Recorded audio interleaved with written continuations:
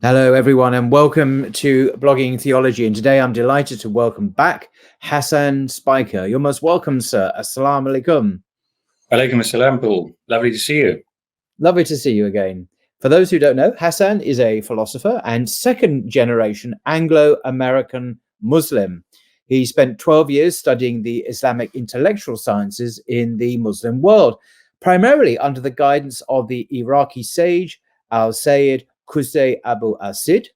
He subsequently obtained degrees in philosophy and philosophical theology from the universities of London and Cambridge, where he is also currently completing his doctorate.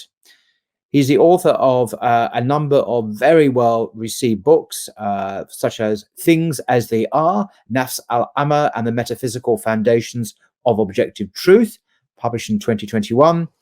And one of my favorites, The Metacritic of Kant and the Possibility of Metaphysics, very critical work about Kant in 2022. And most recently, The Hierarchy and Freedom, an examination of some classical metaphysical and post-Enlightenment accounts of human autonomy. And I'll link to the last one in the description below. Please get a copy of it. It's a very important work, I think. Now, today, you will hopefully, inshallah, look at this subject. I'll put it up on the screen here. Platonism and the metaphysical solution to the crises of modernity. So over to you, Hasan. Thank you very much, Paul. Bismillahirrahmanirrahim. Allah send your peace and blessings upon the Holy Prophet. So, Platonism and the metaphysical solution to the crises of modernity. This is a presentation about the nature of metaphysics, the nature of modernity that we're now, the world that we're now living in, the dominant philosophy that has become so widespread across the world in countries which previously were dominated by Islam even. We now have a metaphysics of modernity that dominates instead. And I know that's a very controversial statement. I'm not in any way saying that people have stopped being Muslim, but the metaphysics has changed. And so, part of what I'm going to be doing right now is discussing what is metaphysics, because it's so commonly misunderstood. And I just think it's something that is so crucial for people to understand and recognize if we're serious about dealing with problems that we all recognize. So, we all recognize that we're facing profound problems from an Islamic perspective in modernity. The problem of atheism, the problem of materialism, of relativism, and so on. But we're not in any way unified about the nature of the response. What should the response be? What type of response do we need? So today I'm going to be talking about the metaphysical solution, the philosophical solution. What does that mean? And how can Platonism help us? So I'm going to start by asking the question, what is metaphysics? So a very basic definition that one might give is that metaphysics involves the employment of our natural human intellectual faculties and cognitive apparatuses in order to determine the fundamental structure of reality, and particularly the degree of isomorphism or parallel in structure that obtains between our cognitive apparatuses as knowing subjects, as knowers, and extramental reality. As such, it has a pre-scientific form, metaphysics, and a form as a systematized science. So we as human beings, in virtue of our nature, are always doing metaphysics, whether we know it or not, because we're always trying to understand the essence of whatever is in front of us. We want to know what is the nature of the world that we live in? What is the nature of our situation? Is there such a thing as objective morality? Is there such a thing as objective aesthetic judgments, and so on? So we always live to one degree or another within that metaphysical universe in terms of assumptions which at base are fundamentally metaphysical. So the reason that we need to frame this question is the following. Someone may well ask, and I have great sympathy with this question, surely Islam is the solution to the problems of modernity? This metaphysical thing that you're trying to invoke sounds suspiciously foreign, perhaps even Greek, ancient Greek, an ancient Greek import, surely superfluous in light of the reality of revelation. So the very, very clear point that has to be made is that metaphysics is not competing against revelation. Metaphysics is something that we, as knowing subjects faced with an object, or let's say the set of all objects, which is the world, can't not do metaphysics, because there is this epistemological, there is this encounter of knowing between the knowing subject and between being, which is outside of the knowing subject. And metaphysics is our navigation of that relation.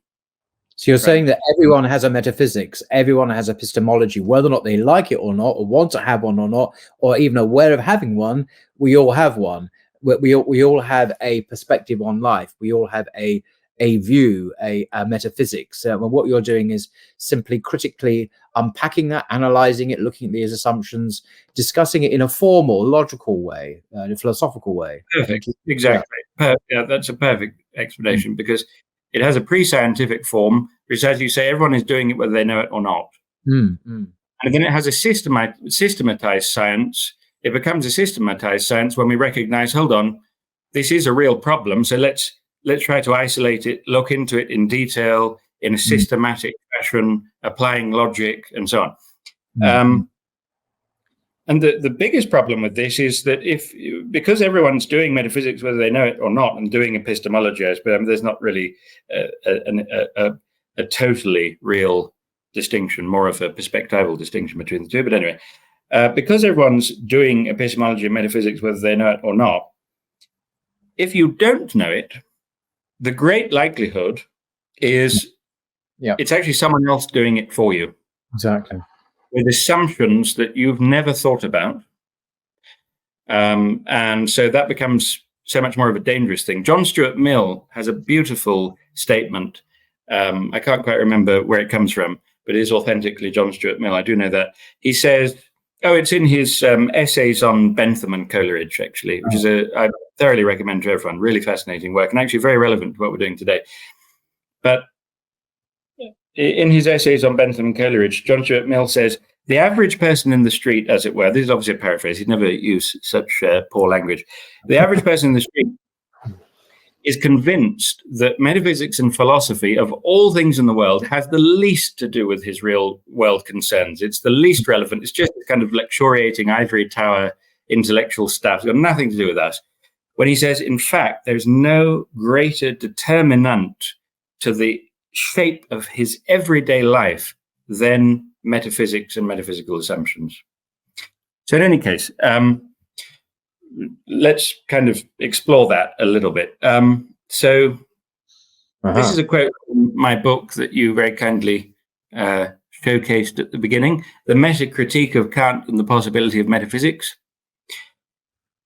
Metaphysics has been practiced for as long as the hierarchical structures of human reason have encountered the hierarchical structure of being itself. So what I'm saying is, metaphysics is just something that happens naturally when you get a knowing subject and an object. And it's a knowing subject of a particular human type. It's not animal perception, but the problem posed by the specifically human form of intelligence when it's faced with a world. This is because the practice of the universal science, as metaphysics has been historically known, is an entailment of human nature, reflecting the intrinsic structure of the mind, and in virtue of the nature, a reason itself cannot but uncover the intrinsic structure of being outside the mind. And by the testimony of recurrent history, and this is where we get to the part where we talk about the relationship with revelation. By the testimony of recurrent history and the presence of the numinous, the presence of the divine, and as long as it has had the good fortune to coincide with the revelation of a religious dispensation, true metaphysics has duly taken its place as the handmaiden of theology. For the former constitutes, as a metaphysics, constitutes the natural instrument by which human cognition becomes intimately acquainted with the ordering of the world and the miracle of its intelligibility, as in the fact that the world is objectively knowable, not just sensible objects, but we can know about things, we can talk about ethics, we can talk about abstract scientific principles, we can talk about the existence of God, we can talk about the nature of the soul. And when it has been faced with the immeasurably heightened resolution affected by revelation, it has thus duly positioned that revelation at the apex of its isomorphic schemes of logic and ontology. By the exercise of this organ or faculty and its attendant formal discipline, something of the intelligible structure governing sensible reality is uncovered, and in this structure, the vestiges of divine realities, universal science, al-ilm al-kulli, in Latin it's scientia universalis, in Greek it's episteme katholu, or first philosophy, al-falsafat al-ula, prima philosophia, prote philosophia, is able to come to conclusions about this underlying intelligible structure that are apodictic, that is representative of true knowledge or science, absolutely indubitable, certain conclusions, not in every question, but in many questions.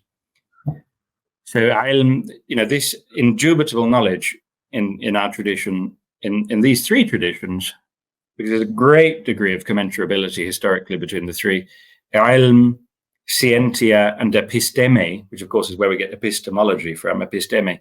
Moreover, it is metaphysics which recognizes in the deepest places of the intellect the truth of revelation and of the spirit, and that concedes to that revelation and to that spirit certain realms in which the innate structures of reason cannot rely on their native resources to arrive at the full truth about the unseen. So why is metaphysics very much not in competition with revelation? Well, when it recognizes revelation, it hands over all sorts of questions to revelation as far better equipped, obviously, so because it's coming directly from God. This epistemic humility before revelation. It doesn't seek to replace revelation like in some Western schemes, perhaps Kant even, but no, it recognizes its subordinate, subaltern status before actual revelation from God. In other words, before Islam. Absolutely, yeah. So how can metaphysics and the metaphysical way of thinking solve many of the most fundamental problems of modernity? What is the metaphysical solution?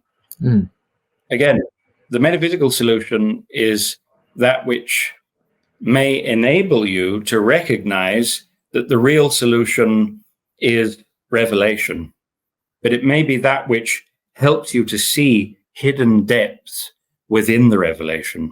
Here we have one of your tweets, of course. So do follow Hasan Spiker on Twitter for some very interesting and philosophically insightful works at Real Hasan Spiker. So do follow him there. Sorry. Yeah, I mean, I'm just trying to appeal to the youth, really, Paul, by putting my Twitter thing up. I hope it's shameless. As if no one over 15 goes on Twitter. Excuse me. Cough, cough. Yeah. In any case, so this I thought was a good example. I mean, in all honesty, the reason I did this was with screenshotting, it was just quicker. You go to Twitter, I screenshot it, and then throw it in there. So this is a case study of how metaphysics is able to diagnose and then solve particular problems our situatedness under the influence of the philosophy of modernity presents us with.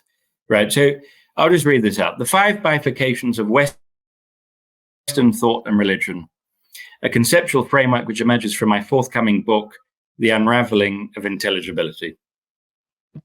So the first is the split between the spirit and law in Pauline antinomianism. Oh, yes. Right. Now, I very much recognize that Paul was not an antinomian. He can't be described as adhering to antinomianism in any absolute way. He does believe in the 10 Commandments. It's not that he is telling people that they can just act completely arbitrarily as long as they believe in Christ. Not at all. But what he's saying is adherence to the detailed law is no longer the primary means of sanctification. In fact, it's not really a means at all.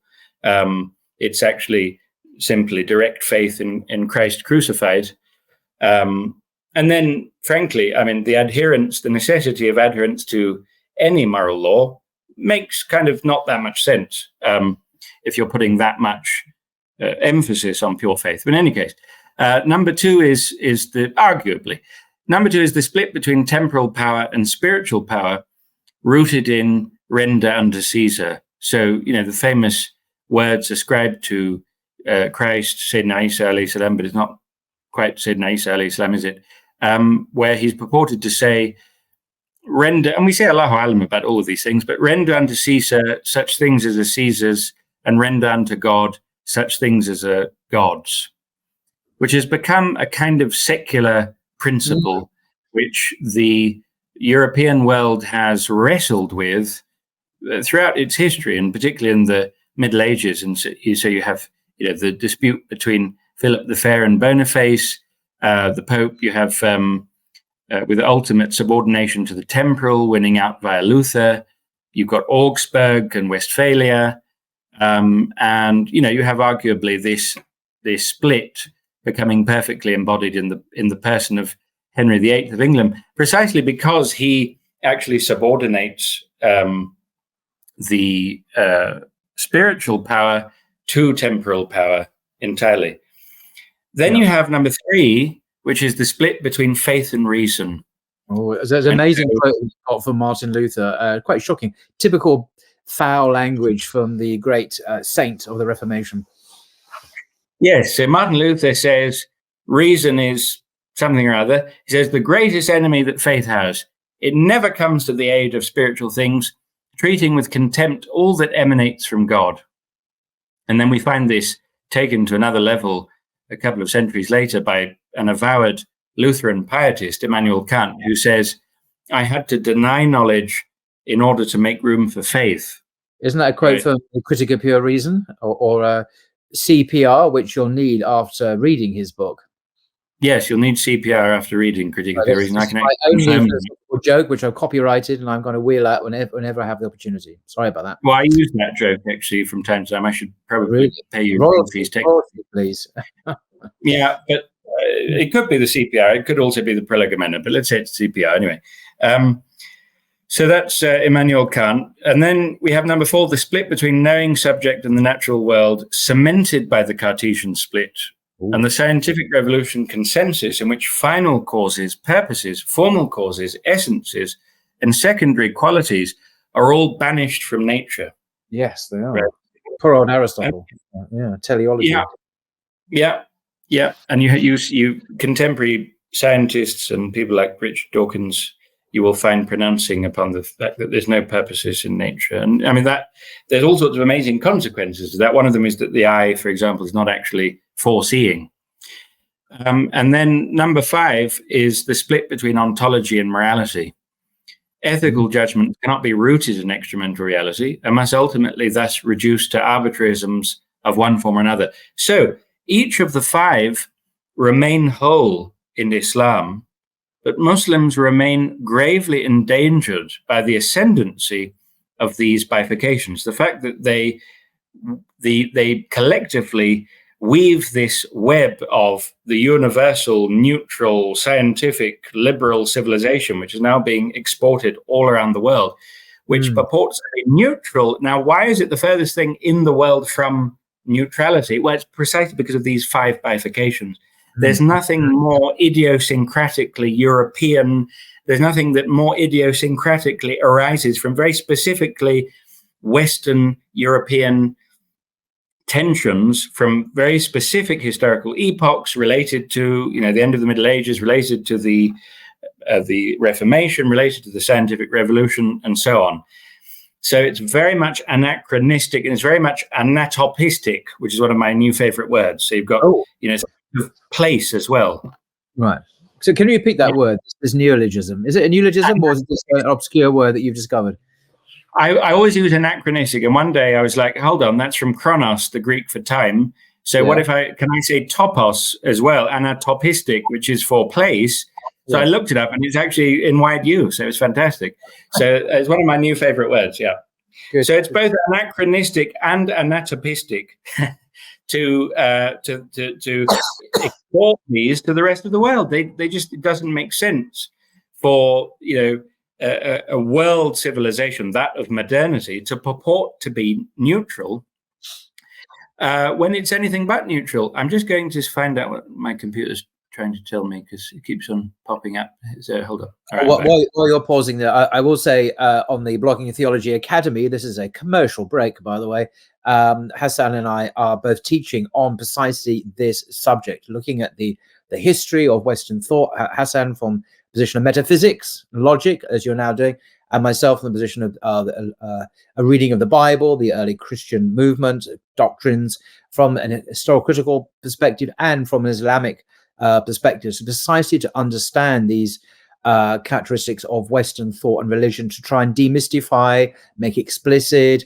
understand the innards of this beast, what it's up to on our planet. So the Blogging Theology Academy, more about it at the end, is to help us to understand this in a more scholarly, objective way. So inshallah, that will. So that's just a commercial break, by the way. But we will talk more about it at the end. Welcome back to the program, everyone. Yeah. No, thank you for that. Each of the 5 remain whole in Islam, but Muslims remain gravely endangered by the ascendancy of these bifurcations, with the worst of it, the Muslims who eagerly press them on their own brethren as representing progress and maturity and sophistication. So all of these amount to metaphysical questions. Now, I said, metaphysics recognizes revelation in the very most basic way by recognizing the existence of God and the reality of prophethood, right, in many different ways. But these are other metaphysical questions that arise. They're certainly to be illuminated by revelation. But the thing is, unless we've sorted them out in the natural metaphysical sense, which is just, again, that confrontation between knowing subject and a world of experience, then even when we read scripture, we're not going to be able to see the wheat for the chaff in terms of what is scripture saying about these things. What is it saying about objective morality? What is it saying about the nature of the natural world? Again, if I go to the Quran with empiricist, positivist assumptions, as many actually do as believers, and I'm not saying they're not believers, but they go to the Quran with positivist assumptions, maybe not completely thoroughgoing, but to a dominant extent. How are they going to make sense of the Quran basically saying nature is signs? Nature is these signs of a transcendent reality. That's actually what it is, right? How are they going to make sense of that if this is supposed to be just physical stuff? And what is physical stuff anyway? And then what does the Quran say about physical stuff? Well, how do you know it says anything about physical stuff? You're imposing a metaphysical interpretation before you even get there. So this applies in all sorts of different areas. So now, one of these things, the 2 case studies that we're going to take here, are the split between faith and reason, and the split between ontology and morality. Right? Again, if we make this assumption, as many modern people do, and I don't mean to look down on modern people, I'm one myself, this is the education that we have, and we're very, very blessed and lucky if we manage to find, alternative influences in our lives and develop that and get somewhere, hopefully, with our with an alternative view of the world. But the point is, in our modern education, broadly speaking, we are trained to think that unaided human reason can't know anything about any purported metaphysical world. That's all just speculation. It's just, some people think you can, some people think you can't, but at the end of the day, it's ultimately a question of faith, and it's undecidable, even in principle. The only real sciences are the hard, quantitative, physical sciences, because those have an empirical dimension, so you can check it, and they're quantitative, so, it's all publicly accessible mathematical knowledge. What are they going to make of? What are they going to make of actual metaphysical arguments in the Quran, like the one in Surah Yasin, which proves the possibility of the resurrection and the recreation in the afterlife, using what can be analyzed, pretty categorically analyzed. I mean, pretty indubitably, soundly interpreted as a piece of syllogistic reasoning, right? That's actually why Imam Abu Hasan al-Ash'ari, these are the particular verses he invokes in order to justify his use of speculative reasoning in theology. He says, well, the Quran does it.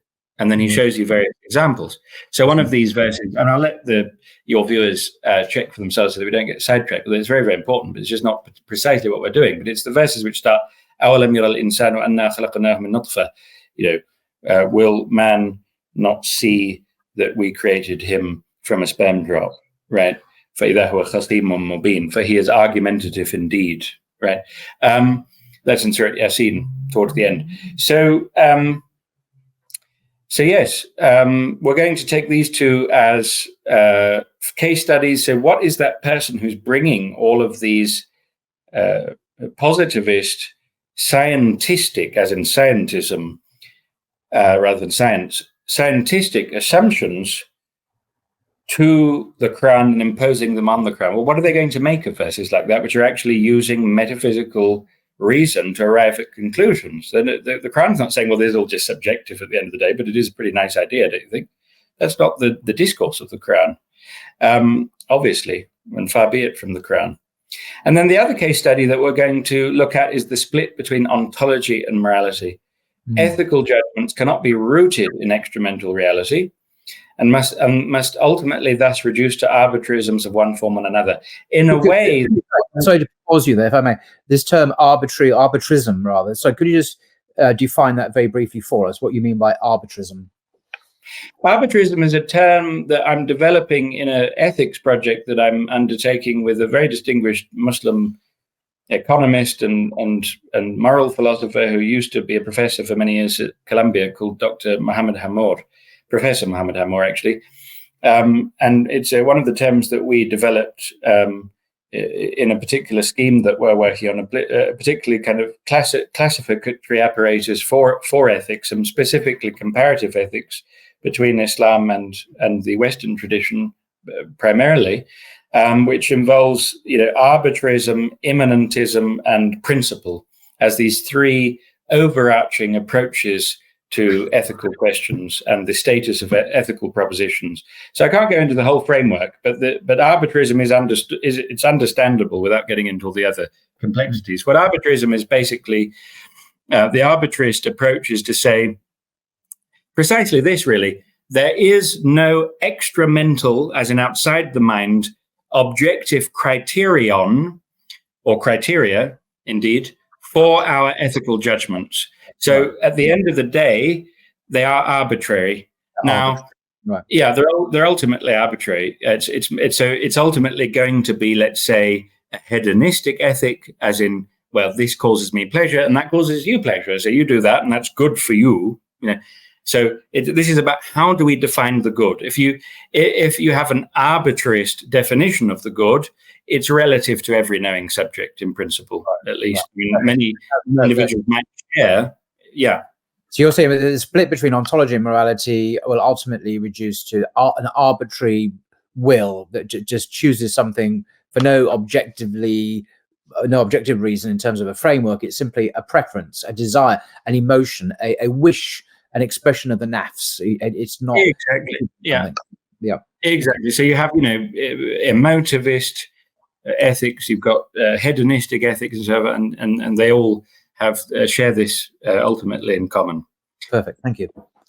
And this is contrasted ultimately with the opposite.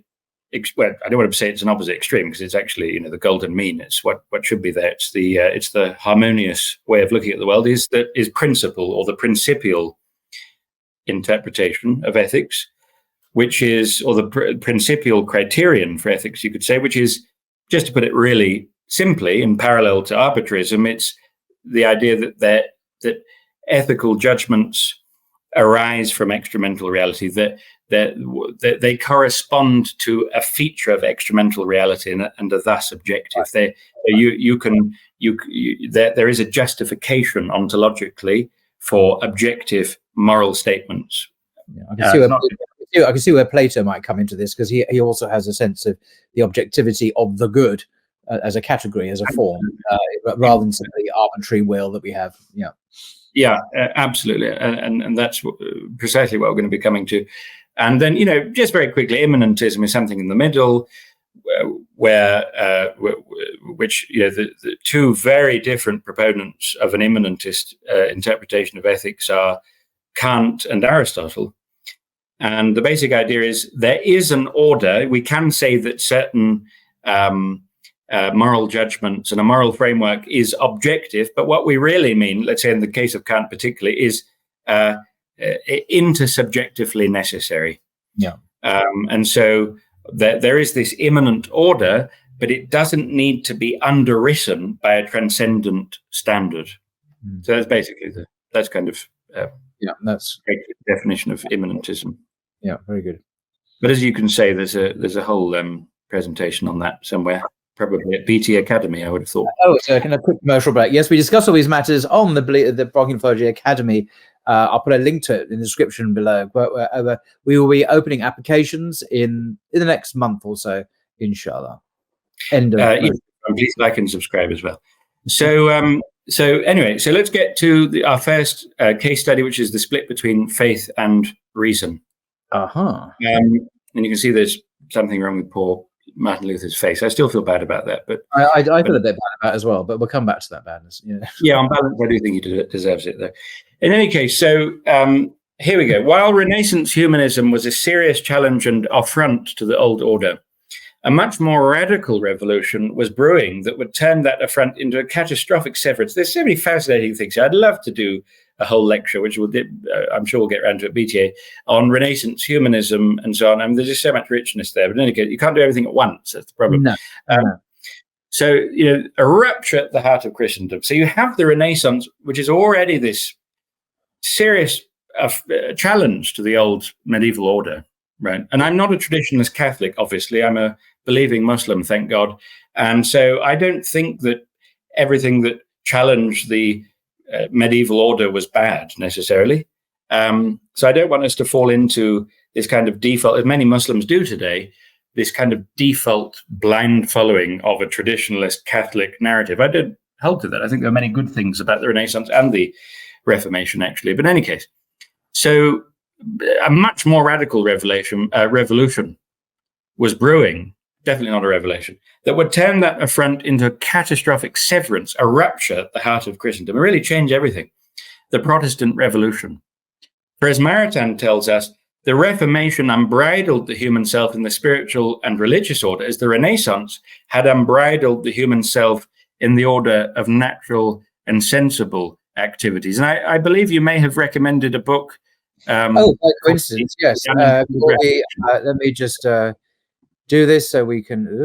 This is the book itself, called The Unintended Reformation by Professor Brad S. Gregory. He's professor of early modern European history at the University of Notre Dame, as they call it in America, Notre Dame. And this is an amazing book. Is basically how a religious revolution, the Reformation, secularized society. Absolutely phenomenal book. He is a Catholic himself, so it is laced with kind of Catholic views and stuff, but the underlying thesis is really well argued, and I do recommend this book very much, The Unintended Reformation. And that wasn't a commercial break, that's me just praising a book, by the way, but yeah. Exactly, and I'll praise it as well, because that was a life-changing read for me in 2014 when I read it. It really was, so I highly recommend it. So yes, Maritain tells us the Reformation unbridled the human self in the spiritual and religious order, as the Renaissance had unbridled the human self in the order of natural and sensible activities. The point is, a lot of this is, a lot of these are unintended consequences. So, it's not that Luther himself wanted us to end up in a state where there's a totally secular world in which religion is absolutely sidelined, and it just becomes something that you can only unembarrassingly do in the privacy of your own home, and you're not allowed to talk to it about anyone in the outside world. And it's religion is something which is seen as having absolutely nothing to do with objective reality, and any exercise of religion or practice of religion which is too fervent is seen as being a kind of extremism. It has to be. This is the case, by the way, as I discovered in Germany, in Berlin, and many other cities. In Germany, it's much worse there than it is, say, in Britain. You really don't talk about religion publicly at all. This whole idea of asking ultimate questions, these metaphysical, it just has no public currency. And this is the very culture, the home of Martin Luther, where all began in 1517. An extraordinary change in the fortunes of faith in that particular country. Thankfully, this is not the case throughout most of the rest of the world, but in Germany it is, and to a lesser degree in France and in the UK, and much, much less so in America, of course. Absolutely. Yeah. No, it's an extraordinary thing. It really is. That's a whole another book and presentation right there as well. So here's Jacques Maritain again. He says, Luther's contempt for reason is in harmony with his general doctrine about human nature and original sin. According to Luther, sin has vitiated the very essence of our nature, and this evil is final. Grace and baptism cover over, but do not efface original sin. So that the most that reason could be granted would be a wholly practical part in life and human business, but is incapable of knowing first truths, and all speculative knowledge, all metaphysics is a snare. And the use of reason in matters of faith, the claim to establish a coherent science of dogma, and of the revealed deposit by reasoning and the use of philosophy, in short, theology, as the scholastics understood it, is an abominable scandal, right? And what makes it so extraordinary is this is not someone who's just an Augustinian monk and he's very pious and he's a bit paranoid, as he indeed was, and what we'd today consider to be very superstitious and not very well mentally, probably. And so he's read a little bit of theology, and this gives him wasawis, this makes him feel paranoid even more. And so he says, well, this is getting in the way of the gospel message, you better leave it aside. No, not at all. This is someone who is a professor of theology. He's a highly, highly trained, highly sophisticated inheritor, I suppose you'd say, of alchemist philosophy. And he knows it inside out, and he knows it very, very well. And he knows what he's rejecting. That's what I'm saying. And in a way, that's what makes Luther as a figure so powerful. We shouldn't underestimate Luther, although we might kind of poke fun at his polemical language and so on. He was actually a very powerful thinker, had a vast knowledge of scripture, and he really wiped the floor with the best that the Catholic Church could send against him to debate him, including Cajetan, who was sent to debate. He was the great Catholic theologian of the time, the great master of Aquinas. And, he had absolutely met his match in Luther. In any case, so the intellectual impasse, this is from the Unintended Reformation that Paul has just recommended, and I highly recommend it as well. The intellectual impasse created by theological controversy provided an opening for ideas about nature based on novel beliefs.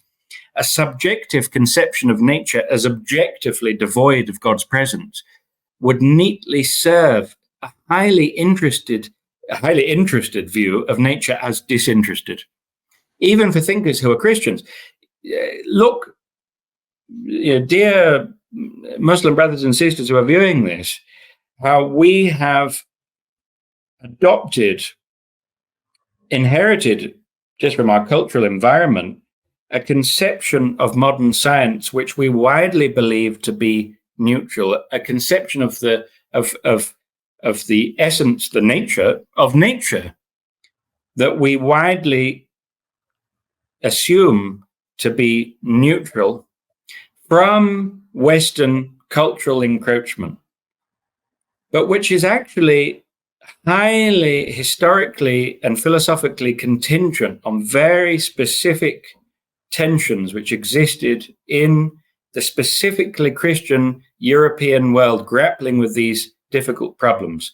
It's not to say that everything in science is like that. There's obviously objectively verifiable results, but it's the interpretation, the assumptions that underlie the practice of modern science, which are very much not neutral. And so I just want us to start paying attention to this and start looking into this and start thinking about this, because when you do, it's absolutely extraordinary and fascinating, and really also changes the way that you look at a lot of the assumptions of neutrality that we live within today. So in any case, desacramentalized and denuded of God's presence, as again we assume nature to be today in this objective scientific conception, the natural world would cease to be either the Catholic theatre of God's grace or the playground of Satan as Luther's Princeps Mundi, or indeed the world as the ayat of the attributes and existence of Allah Ta'ala. Indeed, it will become so much raw material awaiting the imprint of human desires. And here we see the very early beginning of the environmental catastrophe that is befalling us now, where nature, objectified, neutral, without any signs of God's presence, can be exploited and used and abused, and the whole earth suffers as a consequence. And we're seeing this is the unintended environmental catastrophe from such an attitude, seeing nature as simple raw material to be used for our own purposes.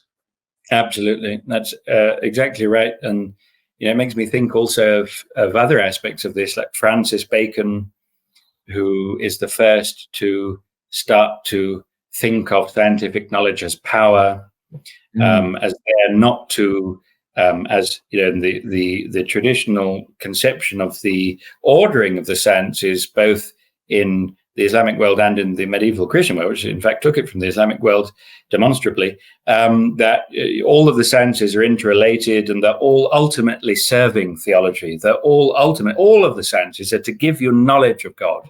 But this was this severance of natural sciences, which now have nothing to do with telling you about God. They're simply so that you can master the physical world, so that it can be subordinated to human wishes and desires and needs. And what's very interesting about this particular quotation from Brad Gregory is that he's saying that there is a theological motivation in the very particular idiosyncratic tensions posed by specifically Christian original sin, incarnationalist, Trinitarian understanding, which then have major consequences in our conception of putatively, supposedly, allegedly, claimedly objective sciences. And so, it's no accident, I think, that it was in this context that the major thinkers of the scientific revolution of this late 16th and mostly 17th centuries, like Galileo, like Francis Bacon, like Descartes, agree upon, Newton and Boyle and many others. They agree upon certain shared principles in their understanding of this new methodology that is this radical break with the old for looking at nature and for studying the natural world. So they agree we have to remove final causes or purposes from the study of nature. whereas it had previously been integrated, because this is a science subordinated to metaphysics. You'd look at nature in terms of purposes. Now this is no longer methodologically viable. We need to get rid of the study of, in this new understanding of nature to be mastered, knowledge of the physical world as power. These final causes are no longer of help. Formal causes, which are essences, that this actually has a spiritual nature, it's a meaning, it's a specific essence, which in some way is incorporeal, is also out of the window. So they removed final and formal causation and kept only material and efficient causation of the four Aristotelian causes. So efficient causation, of course, being that outside the specific physical thing which causes it to exist. At the material causation, in other words, another material thing is that which causes it to exist. And then material causation, which what is it made of? What are the physical properties? And then in the this is just an aside, because this is again another whole world that we explore at BT Academy. Another thing is the distinction between secondary qualities and primary qualities. So essentially, the only, according to the major thinkers of the scientific revolution, the methodological choice that we're going to make is that nature, we only study primary qualities in nature, which are fundamentally quantitative properties, as in properties which admit of quantification, which can be quantified, which can be, made amenable to a mathematical modeling, for example. Whereas everything else that's there in nature, we look at nature and we see colors and we see, all sorts of this meaning and these significance and so on. That's all relegated to the realm of subjectivity. So yeah, I would enjoy all of that by all means, but it's not really there, right? So these are this doesn't seem to be unconnected to some of the tensions caused as a response to some of the tensions caused by the specific conditions of the Reformation. In fact, Brad Gregory explicitly says in the unintended Reformation, one of the major reasons for the development of this new science was to create a new knowledge standard which would have nothing to do with the interminable theological debates which were driving everyone crazy. And because people had come out against the Catholic Church and said, I don't accept her canons of interpretation, I don't accept that there's any authoritative criterion for interpretation, had become irresolvable, even in principle. Mm-hmm. So there's one of the things he says. So the split between faith and reason, right? This is a postmodern portrait of Martin Luther. I mean, the split. I didn't know I was a great modern artist until I put together this presentation, but I evidently am. So, now it's embarrassingly bad, but in any case, hopefully it gets across the point. That's supposed to be a tear, by the way. It's not, Italy got stuck on Luther's face or something. So anyway, these are all quotations. I actually, on the advice of some friends, actually, I took out that really rude quotation. You see, some of the things in Luther are actually so, yes, they're rated 18. And I know you have some younger viewers, so I had to take it out. But Luther is very, very rude. Can I say, in his slight defense, it's not really a defense, but it wasn't just he was very, very scatological in his language, but he was. But actually, it was almost a literary convention. And Thomas More, for example, the great Renaissance scholar, later he became Chancellor of all England, and he lost his head under Henry VIII. And as a Catholic saint, by the way, he also used disgusting language when he was slagging off Martin Luther. And boy, did he slag off Martin Luther. So this was it was kind of a convention that you could speak like this, but Martin Luther was excelled in his ability to use the most appalling language and obscene language, actually, when discussing theology. This is the thing, or higher things. No, you're absolutely right. Of course, that was just the style of the times, and I think it was because people were so deeply outraged and upset that people could have the audacity to question what had previously been unquestionable, that it became socially acceptable to resort to that kind of language. But as you said, Luther is on another level. He's in a class of his own when it comes to this kind of this kind of language.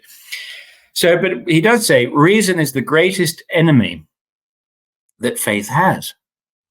Reason is the greatest enemy that faith has. Whoever wants to be a Christian should tear the eyes out of his reason, right? And he says faith must trample underfoot all reason, sense, and understanding, and know nothing but the word of God. Pretty extraordinary. It is. So, this is one of our case studies for how can a Platonic metaphysical approach solve some of these deep bifurcations, splits, which lie at the root of modern universal civilization, the civilization of universal neutral modernity, which is being exported around the world.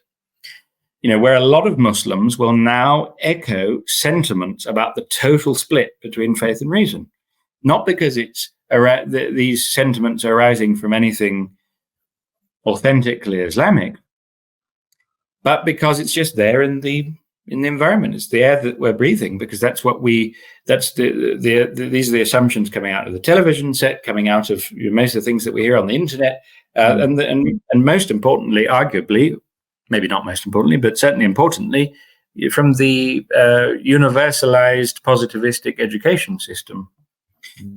Where again, instead of studying the sciences of Islam, you're now studying an almost kind of English GCSE style religious studies, which has these kind of relativizing undertones. This is the silly thing that this religion believes. This is the silly thing that this religion. But we have to be very tolerant of all of them, even though they're all silly. But it's their tradition, it's their heritage, and we respect that. It's just all arising from these assumptions about faith and reason. It's also why the new atheists, who mercifully are now really not very fashionable at all, but in the early 2000s were very, very influential, were able to have such an impact across the world, including in the Muslim world, because they play upon deep assumptions about the relationship between faith and reason, which are ultimately, inheritors. They are descendants, rather, of this broadly Lutheran view, and which appeal to common sentiments that, look, you can believe anything you want, but you've got no evidence for it. That's what faith is. It means belief without evidence. That's how the new atheists would define it. That's what faith is. It's belief without evidence. You can believe any old nonsense, and we'll protect your right to do so, but not sure why you'd want to, but we'll protect your right to do so. But at the end of the day, you are believing. So any acting upon that in the public sphere, in civil society, and in your interactions with others in public life is odd. It's strange. It's a kind of weird extremism, because again, you better keep that private, because it's belief without any evidence. Now, it's got nothing to do with the Islamic view of the relationship between faith and reason, as broadly as I've stated that, but it's got nothing to do with any Islamic conception of the relationship between faith and reason. And even in the, let's say, in the broad Catholic understanding, certainly before Vatican II, it's got nothing to do with any Catholic understanding of the relationship between faith and reason. And it is an understanding which has a place in extreme Lutheranism, and I guess really just Lutheranism, because Luther was extreme. There is this place for this idea that your Christian faith your Christian belief is simply an act of blind faith, and in fact, there's an actual merit, there's virtue in that act of blind faith. Or am I getting that wrong, Paul? No, I think you're absolutely right. The key is this idea of original sin which comes from Augustine and sort of there in Paul, that our natures, our being is so corrupted, so disabled, so sickened by the fall that we can't trust our minds. Our minds are not trustworthy. Our reason is not trustworthy because it has suffered from this catastrophic infection. Even there's a medical term is found in Augustine actually, where this disease is inherited from Adam, the original sinner, but it incapacitates us, incapacitates our reason. And so Luther, who was an Augustinian friar, a monk, as you rightly say, and a great Augustinian scholar, he wrote a lot of commentaries on Augustine, who in turn wrote commentaries on Paul, inherited this bizarre worldview, which is very un-Islamic in many ways, of course. So there's a real sense that Luther didn't invent this. I'm trying to stress. He actually inherited a position that is found in a writer and a thinker and a patristic father who is arguably the greatest Christian theologian in the history of the church, Augustine, who died in the 5th century AD. He was a Roman citizen, actually, the Roman Empire, died in what is now Algeria. So I think Luther used Augustine against the church, but the church itself owned Luther, but they had filtered him through a kind of scholasticism and Thomism, and so on. Became very, very different from Augustine himself. But Luther restated Augustine in a very individualistic, quite virulent form, but it was so potent, it was so powerful in a Germany, in a Europe which was sick of, in many ways, of the dead weight of Catholic tradition, its unreasonable, obscurantism, its lack of, and its corruption as well. With the in many, I could go on and on about that. The church was begging for reformation; it needed reform, not necessarily Luther's reform, but everyone was calling for reform within the church, or in his case, outside of the church, against the church, which it ultimately saw as the Antichrist. So Luther was a kind of a very virulent version of a strain of Augustinian, I think, was Augustinian theology, to do with original sin, to do with how we're saved, and the incapacitated nature of reason, which can no longer think, actually, because of sin. Sin was a big problem for Luther, and it was only God's grace that could save that. And Jesus, there's atoning death of God on the cross and all that sort of stuff. The crucifixion, the crucifixion of God himself, as he would see it, an appalling notion in theology, and that's another subject as well. So absolutely, Luther is a really, really important figure in European history, and his legacy affects us today in strange and unintended ways. Well, thank you. That was beautiful. Very, very helpful. My pleasure. So now, how do we solve this using Platonic metaphysics? Yes. What we're going to do very shortly is justify this term Platonic, and we're going to reassure our dear viewer that this is not in any way an imposition of foreign Greek this or that, or something which in any way stands in any any competition to revelation, that actually works very, very harmoniously with revelation. So Samuel Taylor Coleridge is a great poet, metaphysician, theologian, philosopher of the 19th century, late 18th century and 19th century. Now, we were discussing fairly recently, Paul, the fact that he is known today as a poet, whereas his historical reality and the way that he was received in his own time, he was by far more well-known and celebrated as a theologian and a philosopher.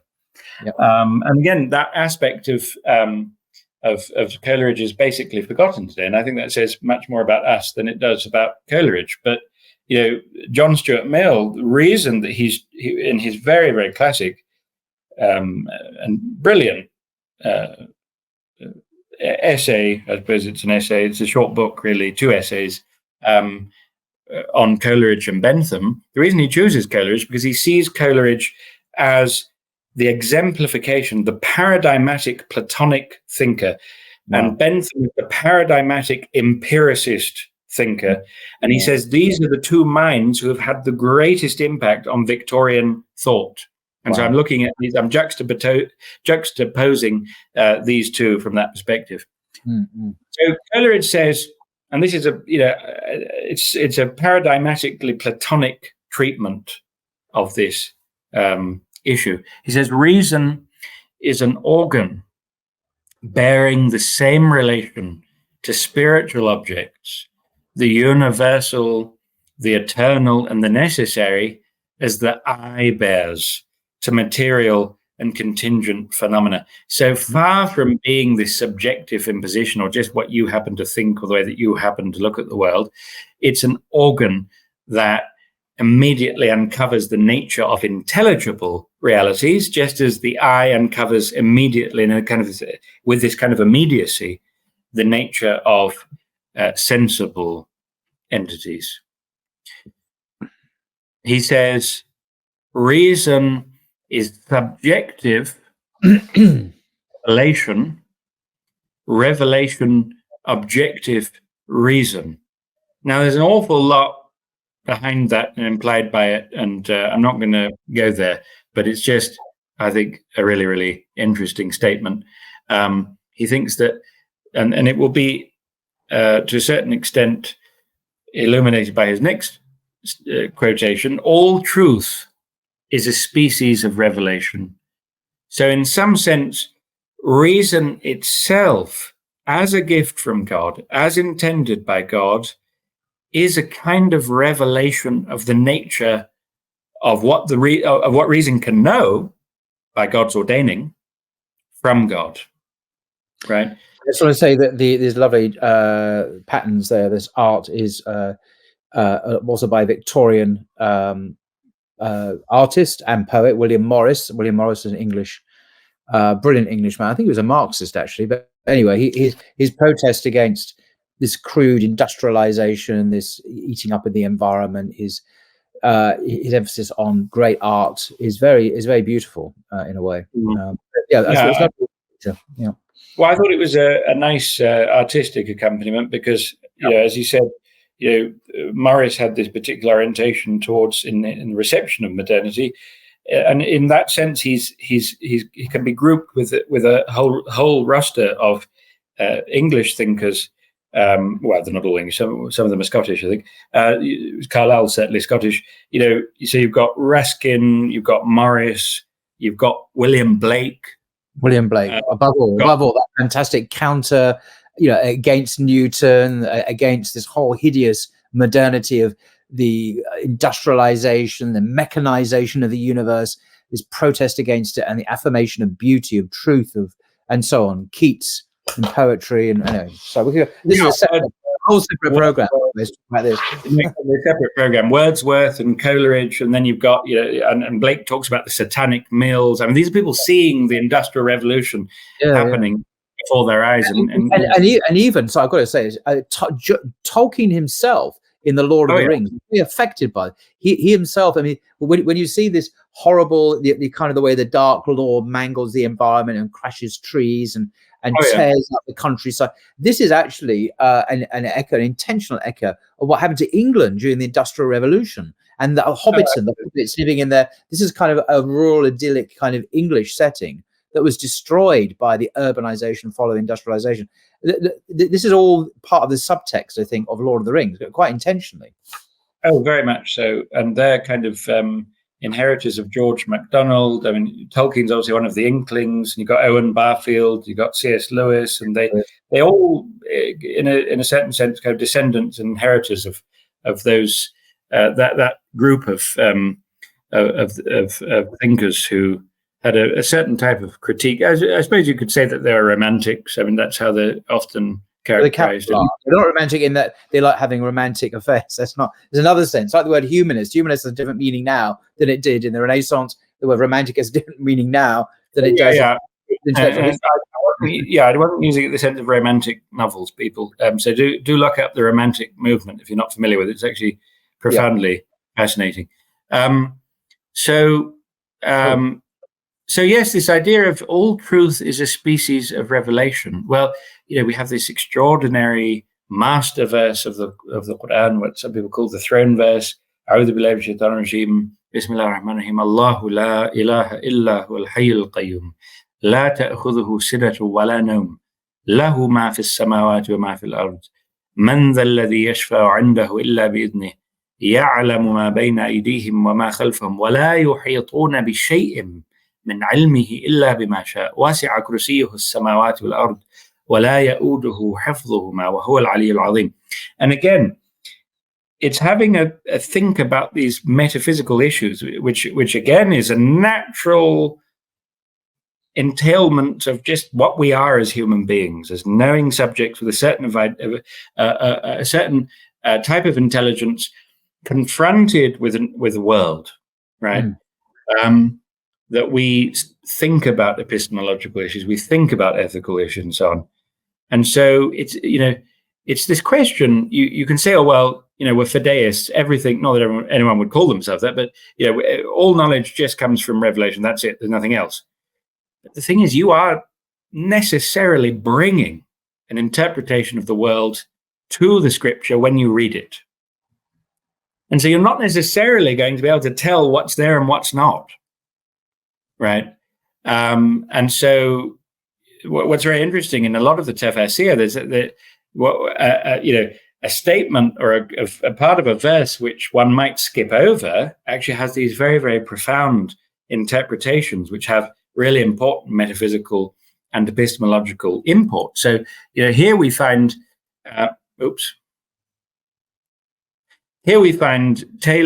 Coleridge saying all truth is a species of revelation. If you look at, for example, Qurtubi's, the famous Andalusian exegete of the Quran, Qurtubi's tafsir, when he gets to this verse, he says that they comprehend not anything of his knowledge save such as he wills. He says, every object of knowledge that a human being has, every object of knowledge, right, is only by the will of God. It is ultimately, in some sense, a bestowal from God's knowledge. It doesn't mean that it's identical to God's knowledge, because that's the knowledge of the transcendent one being, who's beyond all finite reality and contingency and so on. So that's out of the question. But it is, in some sense, a bestowal from God's knowledge. Every act of knowing, and this is what's being suggested, every act of knowing, this act of knowing, every act of knowing is a knowledge that we have only by God's will and bestowal. وَلَا يُحِيطُونَ بِشَيْءٍ مِّنْ عِلْمِهِ إِلَّا بِمَا شَاءَ. So that's one interpretation. I'm not saying it's the only one, but it's one interpretation, which again, when you start reflecting on these metaphysical questions, you start to look at the Quran with new eyes. And one might say, well, you're imposing on the Quran all sorts of things which are not there. But again, that you could easily turn to the same person who said that and say, well, you're imposing your own conception of a kind of natural state upon the Quran. And also, I think Muslims agree that the Quran is not a passive text that we just interrogate and analyze. It is alive. It right. has power in a very real sense, transformative power, spiritual power, cognitive power to change people. So it's not passive. This is one of the things that differentiates the Quran from virtually all other books in our library. I say virtue, or maybe if there are remnants of previous revelations still extant, for example, in the Bible, of course. But nevertheless, it is different from all other books in principle that are authored by human beings, because it is a powerful spiritual energy, which is cognitive and spiritual and mainly aesthetic as well, because it has a incredible beauty as well. So yeah, that'll be another thing. We can't just impose on the Quran. We can misread the Quran, but it can actually read us and change us if we in our encounter with it. This is a remarkable book. Absolutely. And then another thing that comes to mind from your words is just a way that one might respond in defense of of the normative scholastic tradition in the Islamic world, because there is a current of thought which will say, well, look, why are you getting so highly trained in all of this rational philosophy, all this, Greek metaphysics and all this kind of thing? Well, when all you need is the scripture. Now, there's a kind of appeal to the emotions there. And of course, we'd all agree that all you need really in reality is God's word and the scripture. But the point that we're trying to make here in the discussion of the nature of metaphysics is something that you're going to be doing because you're human. There's no way to get out of it.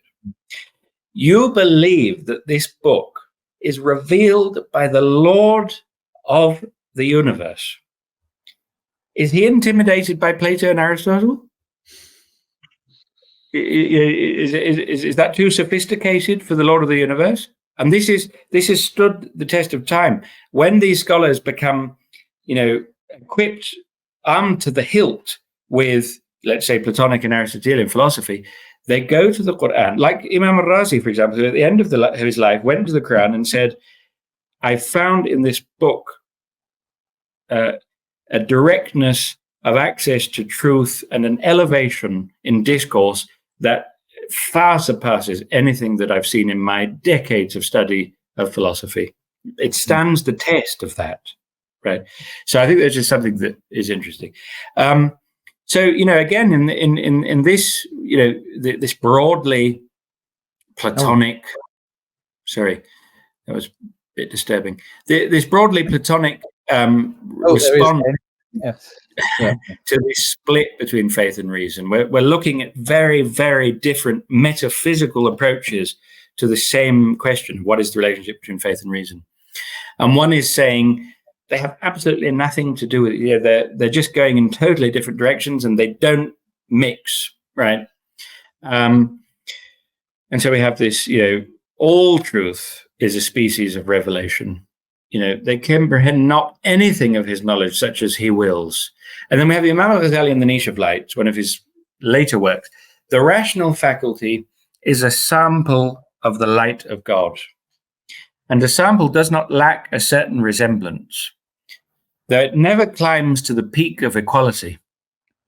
Perhaps this discussion has moved you to fathom the mystery of the Prophet's words, verily God created Adam upon his own form. Now, I'd acknowledge that there are two interpretations of that hadith, although the interpretation that says that the dhamir returns to Allah Ta'ala, خَلَقَ اللَّهُ آدَمَ عَلَى صُورَتِهِ, right, as in the surah of Allah Ta'ala, is strengthened, is supported by the existence of another strong hadith. I'm not going to get into the exact grading because that's, of course, a very elaborate science in its own right, but which says, خَلَقَ اللَّهُ آدَمَ عَلَى صُورَةِ الرَّحْمَنِ. God created Adam on the form of the All-Merciful. They're just as an aside, but I am well aware of the two different interpretations. We're not going to get into discussing that hadith, although it's, of course, endlessly fascinating and also exists in a certain form, a commensurate form in the Bible, as far as I am aware. Paul, is that right? Yeah, absolutely. Yeah. So another case study of how this metaphysical Platonism can make sense of and solve, indeed, a number of really, really problematic features of our modern intellectual assumptions. So this is the split between ontology and morality. Ethical judgments cannot be rooted in extramental reality and must ultimately thus reduce to arbitrarisms of one form or another. And this is very widespread sentiment, what the average man or woman in the street says, and I hate using it, there's no such thing as an average person, but, and it's a bit worrying when people blithely use that kind of phrase if they think that it has any actual reality. But in any case, that proviso aside, let's say widespread sentiment, widespread assumptions, ubiquitous assumptions that are everywhere to be encountered. 150 years ago, the average Victorian British person is not going to say that moral judgments are subjective. There were already philosophers who were saying this, but it's just not what the average person in the street would have said at all. Today it is. Because then, of course, they were Christians. Christian morality, whether or not one was an active churchgoer or not, nevertheless suffused all of the public realm. The public realm was a Christian realm, if only in name, but it gave lip service to this at worst, or where he was an expression of Christian morality at best. That has gone, and so we're left with basically a vacuum where my truth is my truth, your truth is your truth, which would be unthinkable and unsayable. It's interesting when Muslims come along and, in a sense, reassert an older paradigm that exists in England. You know, we say, well, we don't fit into England. We're the other. We're alien. But actually, this new fashion for arbitrarism is a novelty, is alien to the British tradition, the classic Christian tradition, and Muslims actually are much closer to that. This older English sentiment, understanding of the objectivity of morality, not its arbitrary non-rootedness in a metaphysical reality. So again, when one scratches the surface, Muslims are often on the side of healthier traditional values, which very recently have been abandoned in our Western context, tragically, clearly, in my view. Absolutely, yeah, no, beautifully stated, and thank you very much. And that's why it's a tragic thing that the hatred of the far right is so badly misplaced. Those who purport to want to revive traditional Christian values and have absolutely no idea how to do it. And the answer is the people they purport to hate so much, who would lead them to not to become true Christians, become Muslims. Actually, I suppose that's what they don't like. My poor John Locke, what have you done to him? Yeah, another bit of amazing artwork. So he says this is representing this view, this split between morality and being, morality and ontology, which results in this arbitrarism, this idea that whatever views you happen to hold, ethical views you happen to hold, they're ultimately just your subjective preference, and there's nothing more to it than that. Society might well then be based around tolerating each other, so that we can all get on with our lives and not hurt each other and so on, and that's certainly laudable in its practical consequence, that we live in peace and security, at least in principle. But if it comes with this underlying assumption, as in fact it does, with this underlying assumption of the relativity of all, well, it's not just moral systems, it's also aesthetic judgments and metaphysical beliefs, like that in the like the belief in the existence of God, then this is not neutral tolerance. It's actually a purportedly neutral tolerance, which holds these very, very far-reaching assumptions, which are actually antithetical to the beliefs of many of the religions and views of the world that they purport to tolerate. So Locke's very, very important in this, because he's an important theorist of religious tolerance. He's one of the most important, probably the most important. And he's a major empiricist. And this is his very famous, I like to call it the lobster passage. Yeah. It is very striking about lobsters. I don't know why he picked on lobsters, but yeah, it is. Yeah, he either really loved lobsters or hated lobsters. I'm quite sure. That's the whole point. That's the whole point, isn't it? Yeah. Well, exactly. That is the whole point, yeah. So he says, the mind has a different relish as well as the palate, and you will as fruitlessly endeavour to delight all men with riches or glory, which yet some men place their happiness in, as you would to satisfy all men's hunger with cheese or lobsters, which, though very agreeable and delicious, fair to some, no idea how these typos happen, are to others extremely nauseous and offensive. So he's literally equating your preference in, whether you like this cuisine with your moral choices. Hence it was, I think, that the philosophers of old did in vain inquire whether summum bonum consisted in riches or bodily delights or virtue or contemplation. The ultimate good, which ethics seems to, as a science, seeks to define, and which seeks to align our lives with this ultimate good. He says it was always a waste of time. Some people said it was riches. If you're Epicurus, it's bodily delights. If you're the Stoics, it's virtue. If you're Aristotle, it's contemplation. But it was all a waste of time. And they might have as reasonably disputed whether the best relish was to be found in apples, plums, or nuts. If there be no prospect beyond the grave, the inference is certainly right. Let us eat and drink.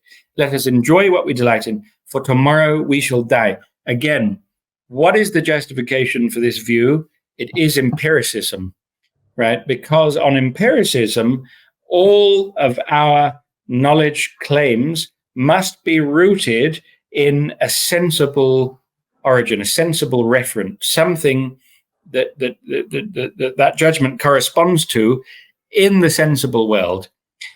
And what is an ethical proposition going to correspond to in the sensible world? It's not even in principle possible. And so there is no way to root an objective, realist ethical system.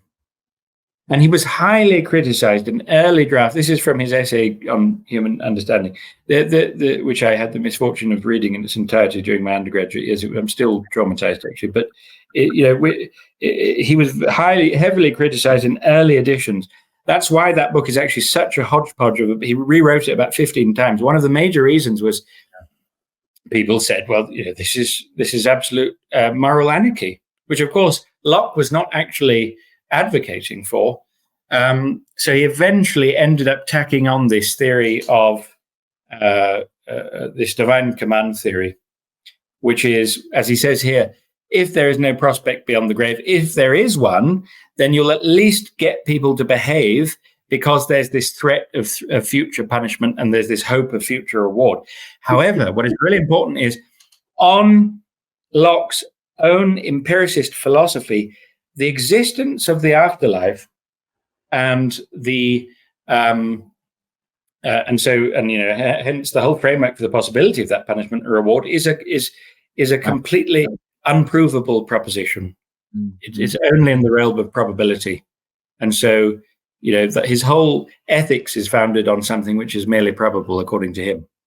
I'd point out, if I may, John Locke often seems the father of modern liberalism, preaching tolerance, of course, and so on.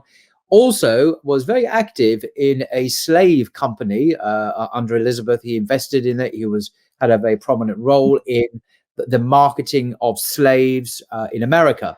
I kid you not. You can look at his biography on Wikipedia even. He also said in his tolerant society, Catholics and atheists would find no place.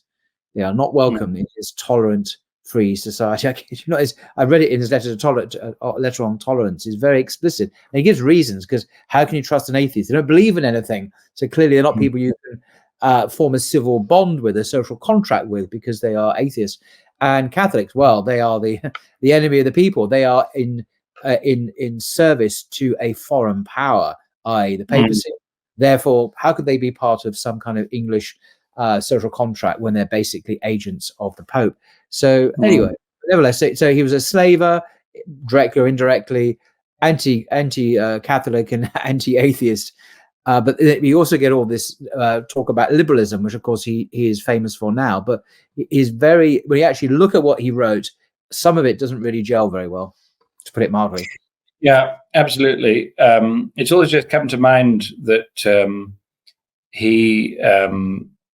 there are many interesting academic articles discussing Locke as a great theorist of tolerance, of the modern theory of religious tolerance, which say that the main driver, intellectually speaking, for these theories, the main justification is actually his epistemological skepticism. Right. For tolerance, because we can't know, right. We've really got to stop this silly religious dogmatism, because we can't even in principle know who's right. Yeah. Right. Okay.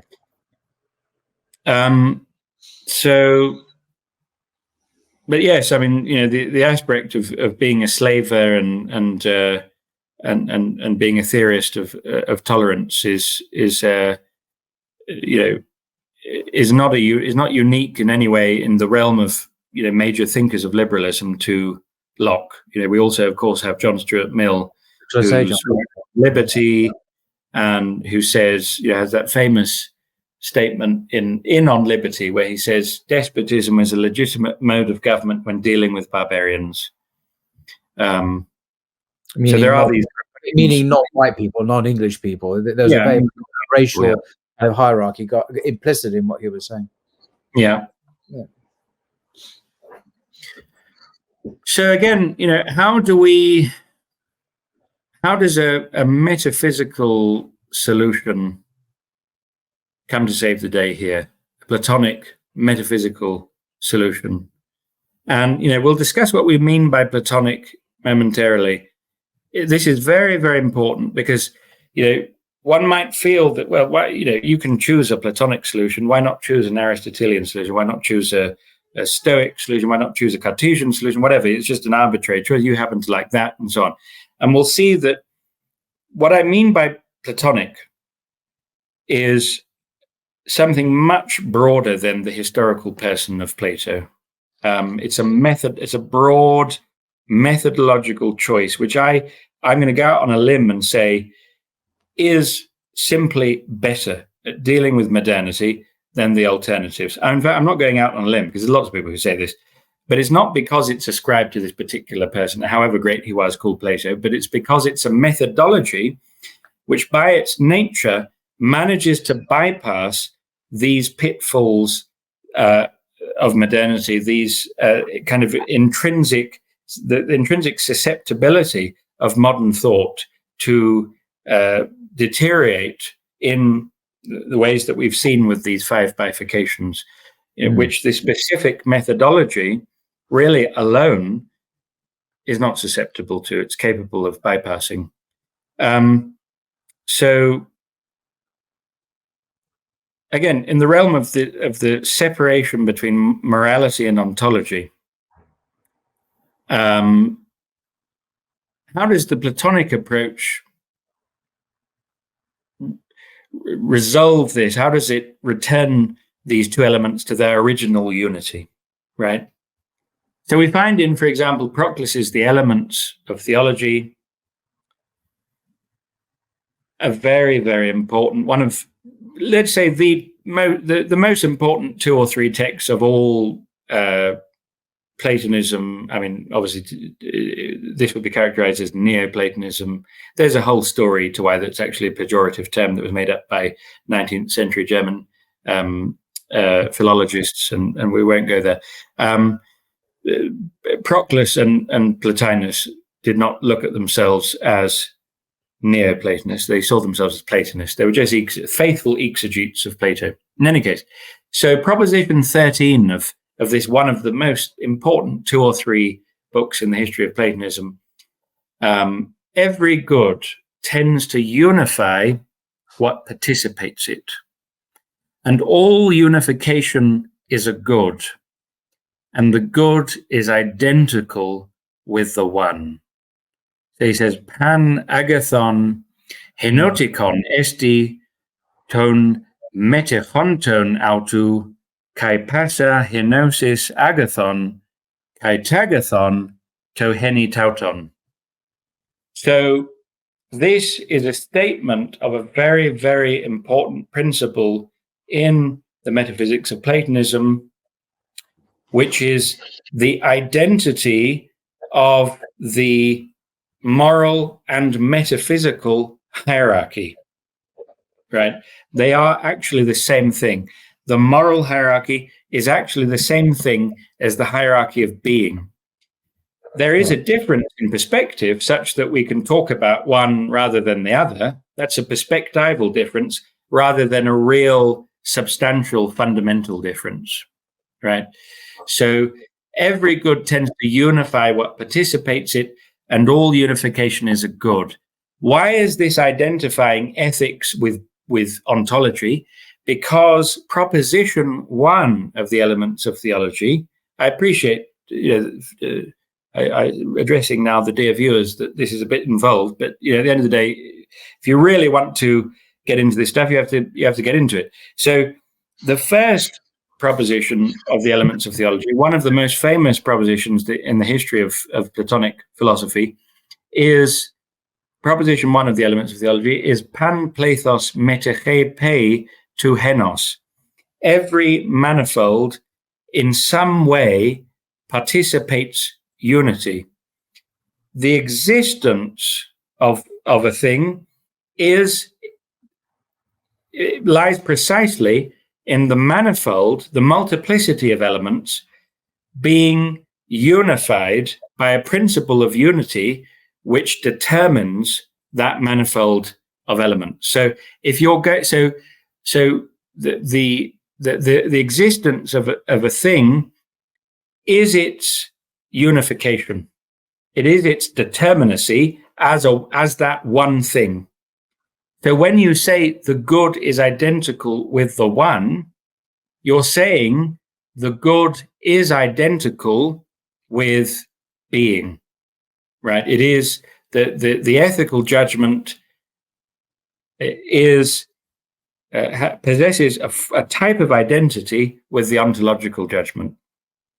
Okay, so how does this very abstract thing play out in a more concrete example? This is from Lloyd Gerson's Platonism and Naturalism. He says, every form is an integrative unity by definition because it is an eternal and unchangeable one, apt for integrating its sensible instances, that is, making each one instance of the form. But the integrated unities of these instances are necessarily more complicated because forms are manifested in things that are and are not simultaneously. In addition, since forms can be variously manifested, the integrated unity of a just act, a just person, a just city, and a just law may all be manifested differently. To say this is only to elucidate the obvious point in Symposium that a beautiful body and a beautiful institution both manifest beauty, but they do not do so in the same way. As a first attempt at understanding how integrated unity provides a criterion for ethical prescriptions, the proper question would be, does this action or policy arise from or contribute to the integrative unity of the natural kind to which it is attached? For example, the policy is, according to Plato, an integrated unity when all the essential parts are doing their job. So social or political policies can be judged if they arise from the actions of the legislators doing their job of conserving the unity of the polis, or if they arise as attempts by the legislators to repair or preserve that unity. A similar account would apply to the actions of the virtuous individual. In the case of both, the integrative unity entails the rule of reason for the benefit of the whole polis or the whole individual human being. It is reason in the soul or reason in the person of the rulers that unifies or integrates all the parts optimally. As we have seen, cognition is generally a unifying activity. So the point is, in this identification of the ethical and metaphysical hierarchies, as in the identification of the good and the one and of unity, we have this criterion for, and this extra mental objective criterion for moral judgments in being. It's not merely a matter of preference. This comes down to another aspect of Platonic thought, one which was widely integrated into Islamic thought, into Christian thought, into even Jewish thought in the Middle Ages, which is the Platonic tripartite soul. Right.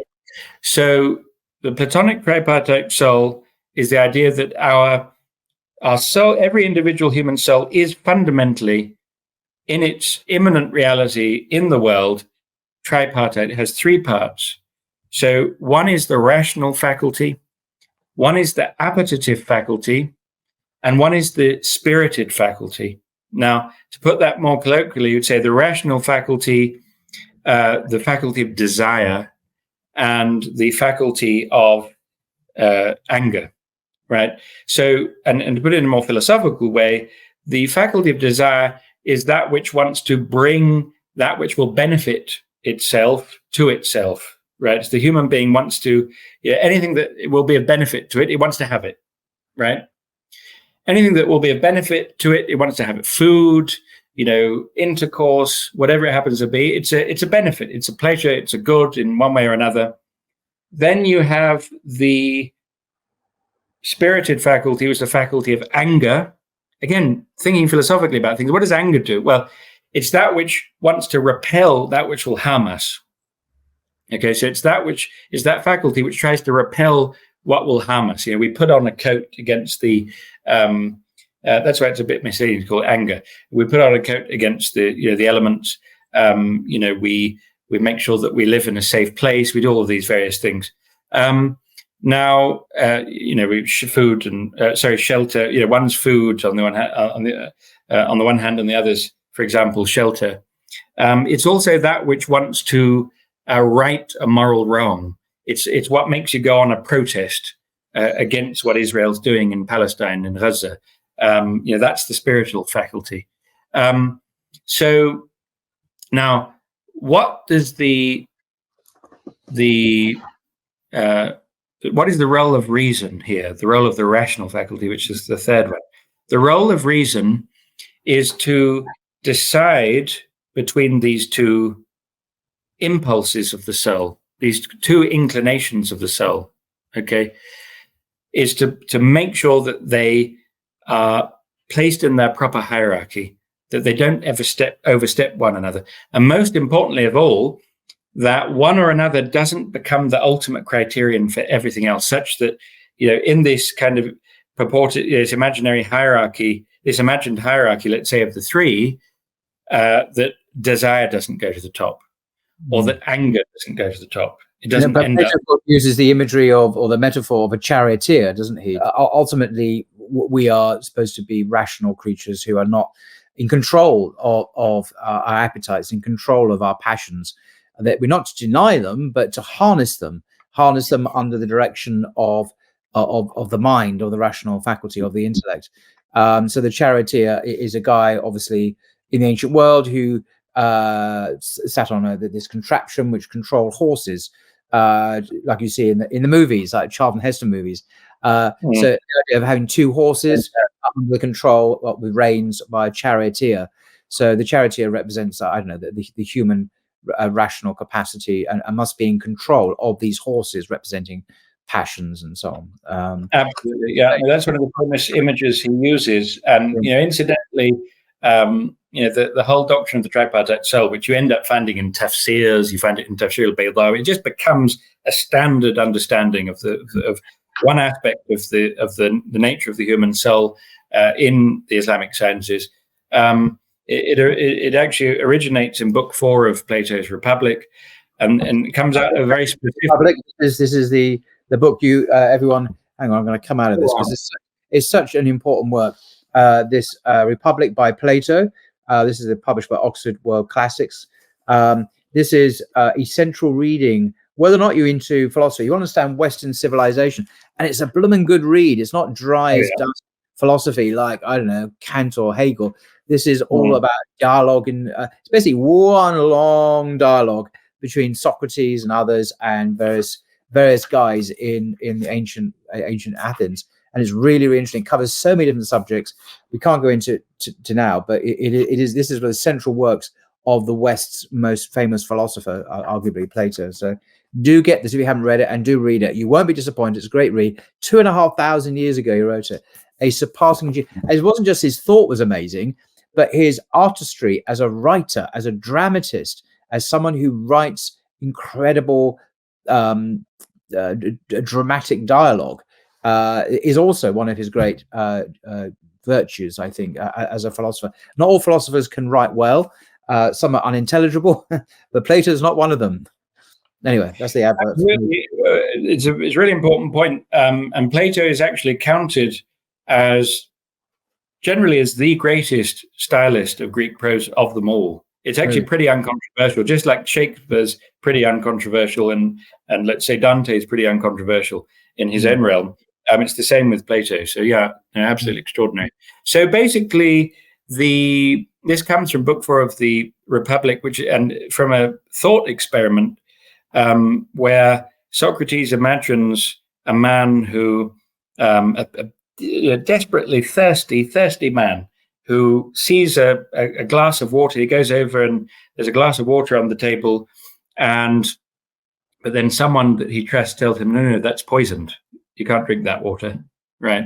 So in analyzing the experience of desire for that water, Socrates finds that a part of the man desperately wants to drink that water because even in its poison state, it's going to quench his thirst momentarily. He wants the water.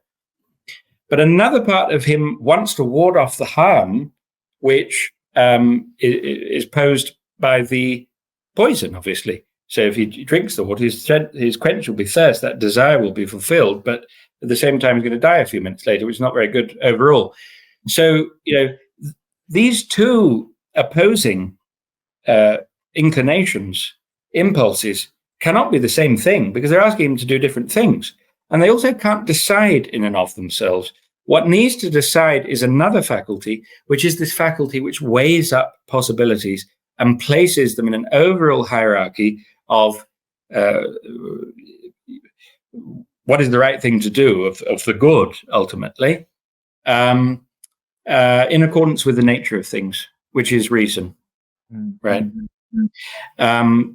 It's more important to survive than to have that momentary satisfaction. Exactly. So Plato, in his magnificent and authentic seventh letter, alongside the dialogues, Plato has letters.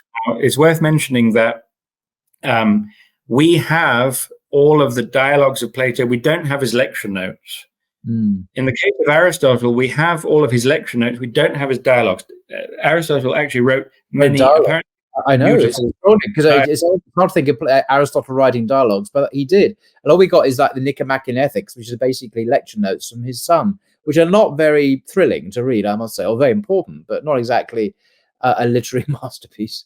No, exactly. And by all accounts, and from the little what survives here and there of Aristotle's dialogues are actually extremely beautiful. He was an amazing stylist, not just a theorist.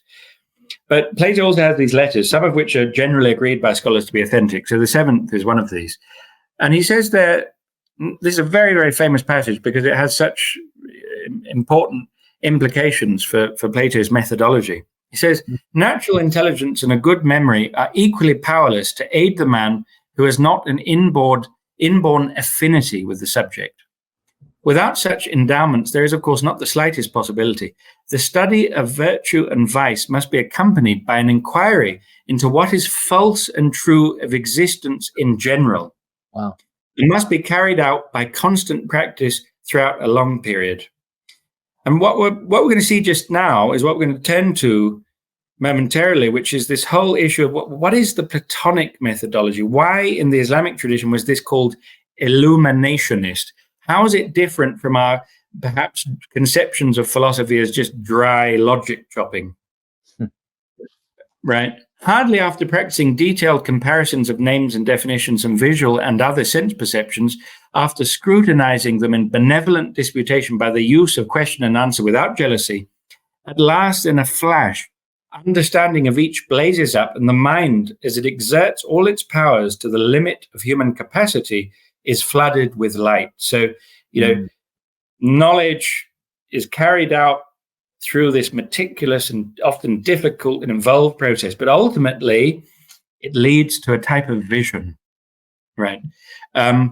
So, what is very, very fundamental in understanding what is specific to what is, particularly characteristic of this metaphysical approach that broadly we're calling Platonism, is that it prioritizes the role of the knowing subject as this sine qua non, as this absolute necessity in the acquisition of veridical knowledge, of real knowledge, that only human being able to acquire true knowledge is someone who's undergone a process of self-purification.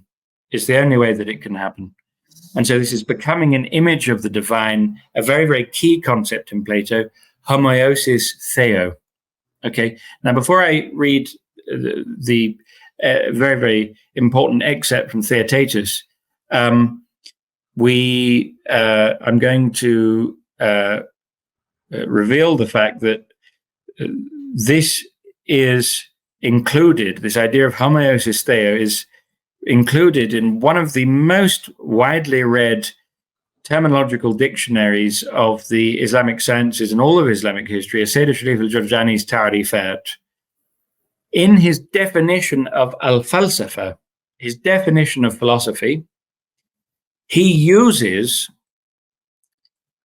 what we today call the Neoplatonic definition of philosophy, which, as is well known to Plato scholars, is a composite between a passage from Theaetetus and a passage from Phaedo. This was the standard Neoplatonic definition of philosophy. So in Theaetetus, Plato says we should make all speed to take flight from this world to the other. And that means becoming like the divine so far as we can. And that, again, is to become righteous with the help of wisdom. And in Phaedo, he says, it seems that as long as we are alive, we shall continue closest to knowledge if we avoid as much as we can all contact and association with the body. So it's spiritual purification with the goal of an actual spiritual ascent in which one becomes more like the incorporeal, right? Again, one becomes much more like the divine. Paul and I were, if you remember, Paul, we were discussing in a recent BTA lecture the fact that the word theos in Greek is very ambiguous. And so divine doesn't necessarily mean, the one God. It can, in this context, certainly in Platonism, mean, for example, the realm of forms is described as divine. And I think I gave the example of Philo of Alexandria, this incredibly important Jewish biblical scholar, approximately around the time of Jesus, slightly earlier perhaps, who wrote commentaries on the Torah, of course, as a Jewish scholar would do. And he was heavily influenced by Hellenistic philosophy, Greek outlook. So he actually, in one passage in the Torah, described Moses as theos. So he actually uses the word God of Moses. Now, he wasn't saying anything terribly heretical in that worldview, because he wasn't saying that Moses was God in the sense that Yahweh, Jehovah God was God at all. On the contrary, he was simply using perhaps hyperbolic language to talk about the greatness of Prophet Moses, who actually gave the Torah to Israel, unlike other prophets who are not law-bearing prophets. So, but this language was conventional at that time, but it did not mean that the person so-called was in any way divine in that transcendent metaphysical sense that the Creator was. It was in quite a different sense. So one can perhaps see how Jesus, peace be upon him, in his Jewish context, when his gospel, his message moved to the Greco-Roman world, the Hellenistic world, it would be quite natural actually to call Jesus divine in some sense, or a God in some sense. That would have been understandable. Other people, Achilles was divine in some sense. Augustus, the emperor, was divine, a son of God in some sense. So this whole milieu was very open to ideas of divination, apotheosis, the deification, to use lots of synonyms. It did not mean, though, that any of these individuals, so-called, was actually God in the sense that Muslims believe God is God, or even Christians believe God is God. Now we live in a different world from the ancient Greco-Roman world, and we forget this reality at our peril. And biblical scholars have mentioned this endlessly in their books, I've noticed. So it's important to make, Hasan, I think.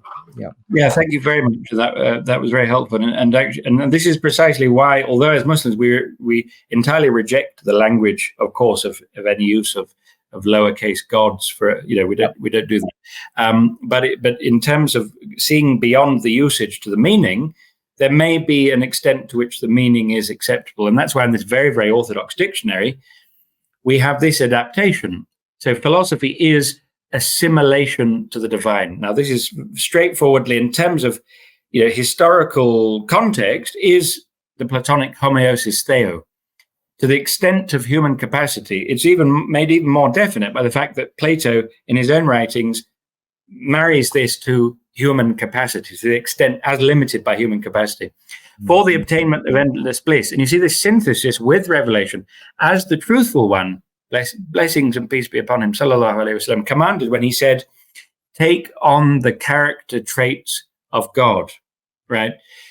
Regardless of the grading of the hadith, but it's a very, very widespread hadith in the Islamic tradition.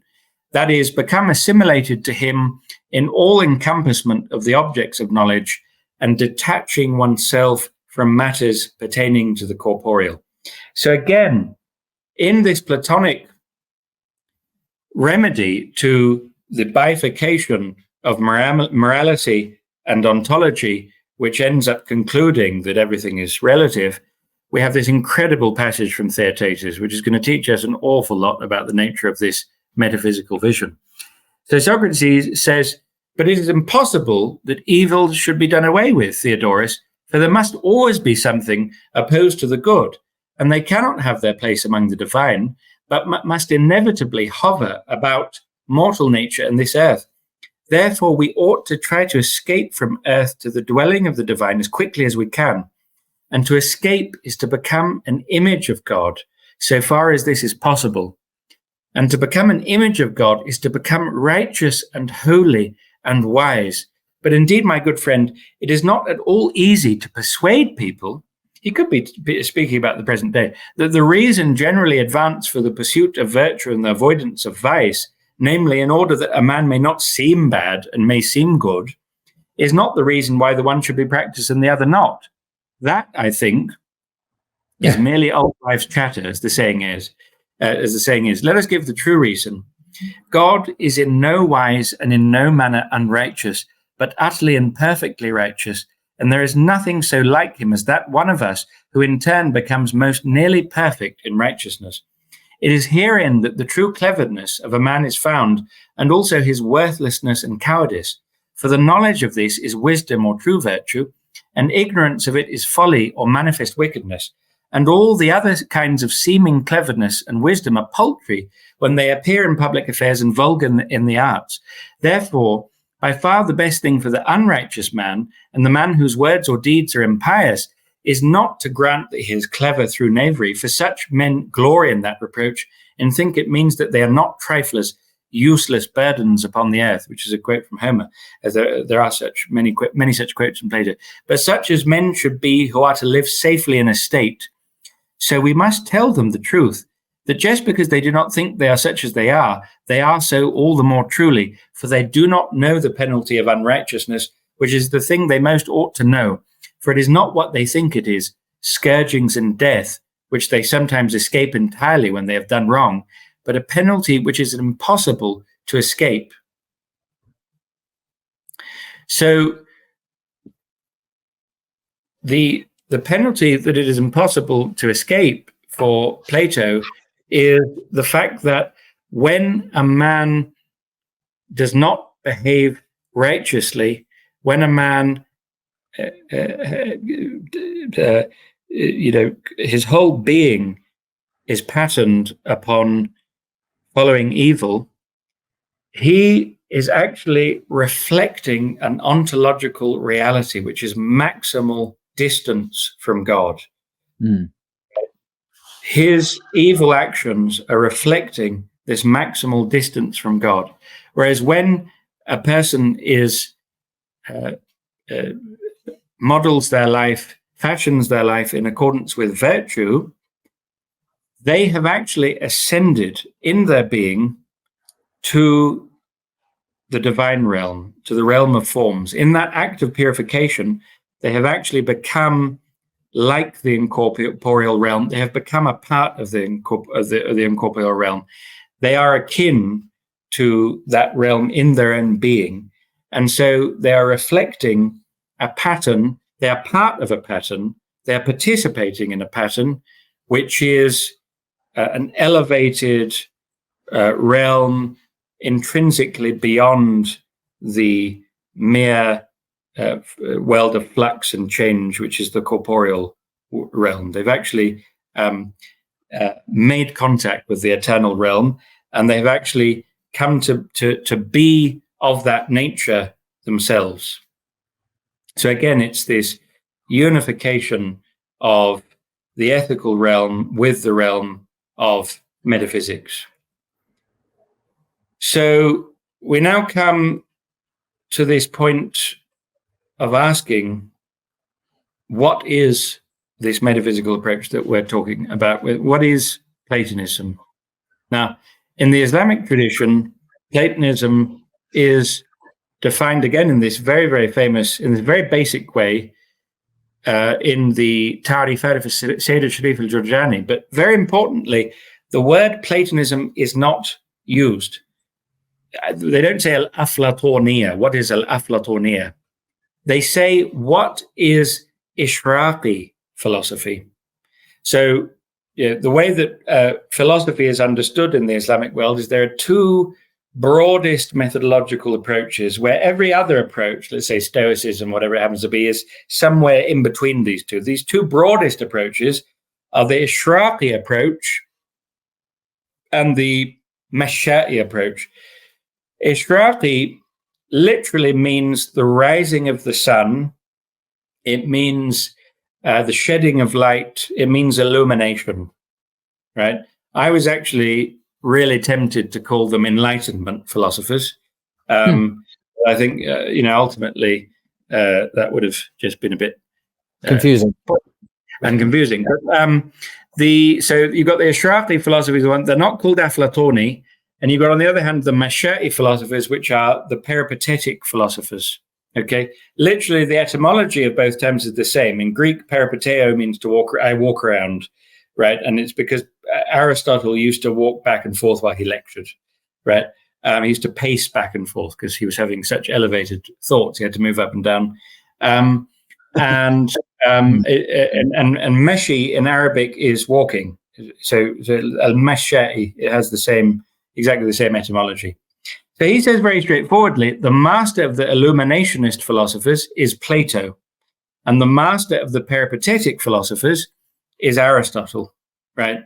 Who, for those who don't know, I'm sure everyone does, of course, Socrates was the first of these three. He features in all these dialogues. One of his students was Plato. In fact, Plato taught the famous Hellenistic Alexander the Great, who spread Hellenistic civilization, inverted commas, to the east and to the west, ultimately. And a student of Plato was none other than Aristotle. It was interesting that Plato and Aristotle didn't agree very much on some things. Anyway, Aristotle didn't follow his great master in a lot of things, but that's a different subject. So these great triumvirate, this trio of figures had an incalculable effect on subsequent history in many areas of life, including science, Aristotle, of course, and philosophy and culture and literature, etc., etc. Just thought I'd throw that in. Absolutely. No, they're pretty high-profile figures, and I mean, gosh, to be the tutor of Alexander the Great, I mean, that's quite something. So, and here's another answer to the question: what is Platonism? The Illuminationists, al-Ishraqiyun, follow a specific methodology by which their hearts become purified and luminous, and they are recipients of spiritual knowledge and transmission.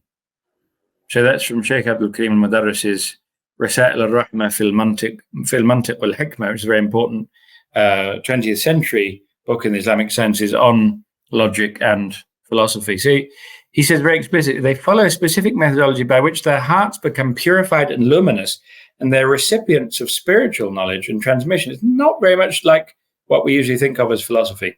But again, this is a historical reality. This is what they understand by Platonism. And then Tashkar-Bazada, in his famous Encyclopedia of the Sciences, this is a very important 16th century Ottoman scholar, Miftah Sa'ada, he says, it was the wont of Plato the sage to instruct some of his students in the methodology of spiritual purification and the perpetual training of one's thought upon the holy presence. And these became known as the Illuminationists. and he trained some in the methodology of rational investigation and speculation, and these became known as the Peripatetics. The master of the Peripatetics was Aristotle. Now, it is not necessarily a particularly historical interpretation, but it's nonetheless very, very telling in the sense that there's this understanding that Plato has two aspects to his thought. One is pure rational investigation, and one is an actual paying attention to the role of spiritual purification in knowledge production, right? Now, incidentally, the most recent Platonic scholarship tends to be much more sympathetic to these traditional accounts of the nature of Platonic and Aristotelian philosophy in the monotheistic traditions.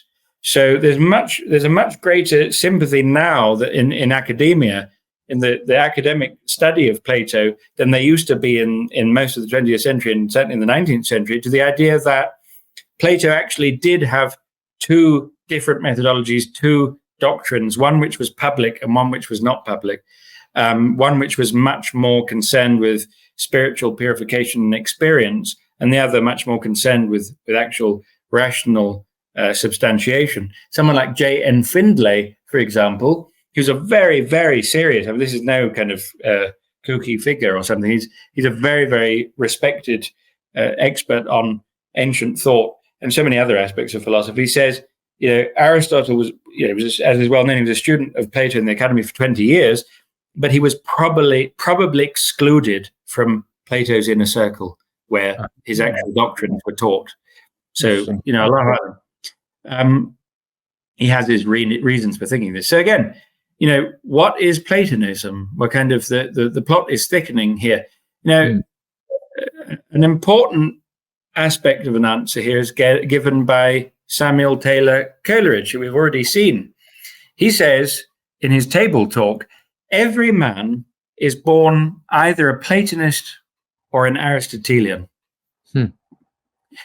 He says, I do not think it is possible that anyone born an Aristotelian can become a Platonist.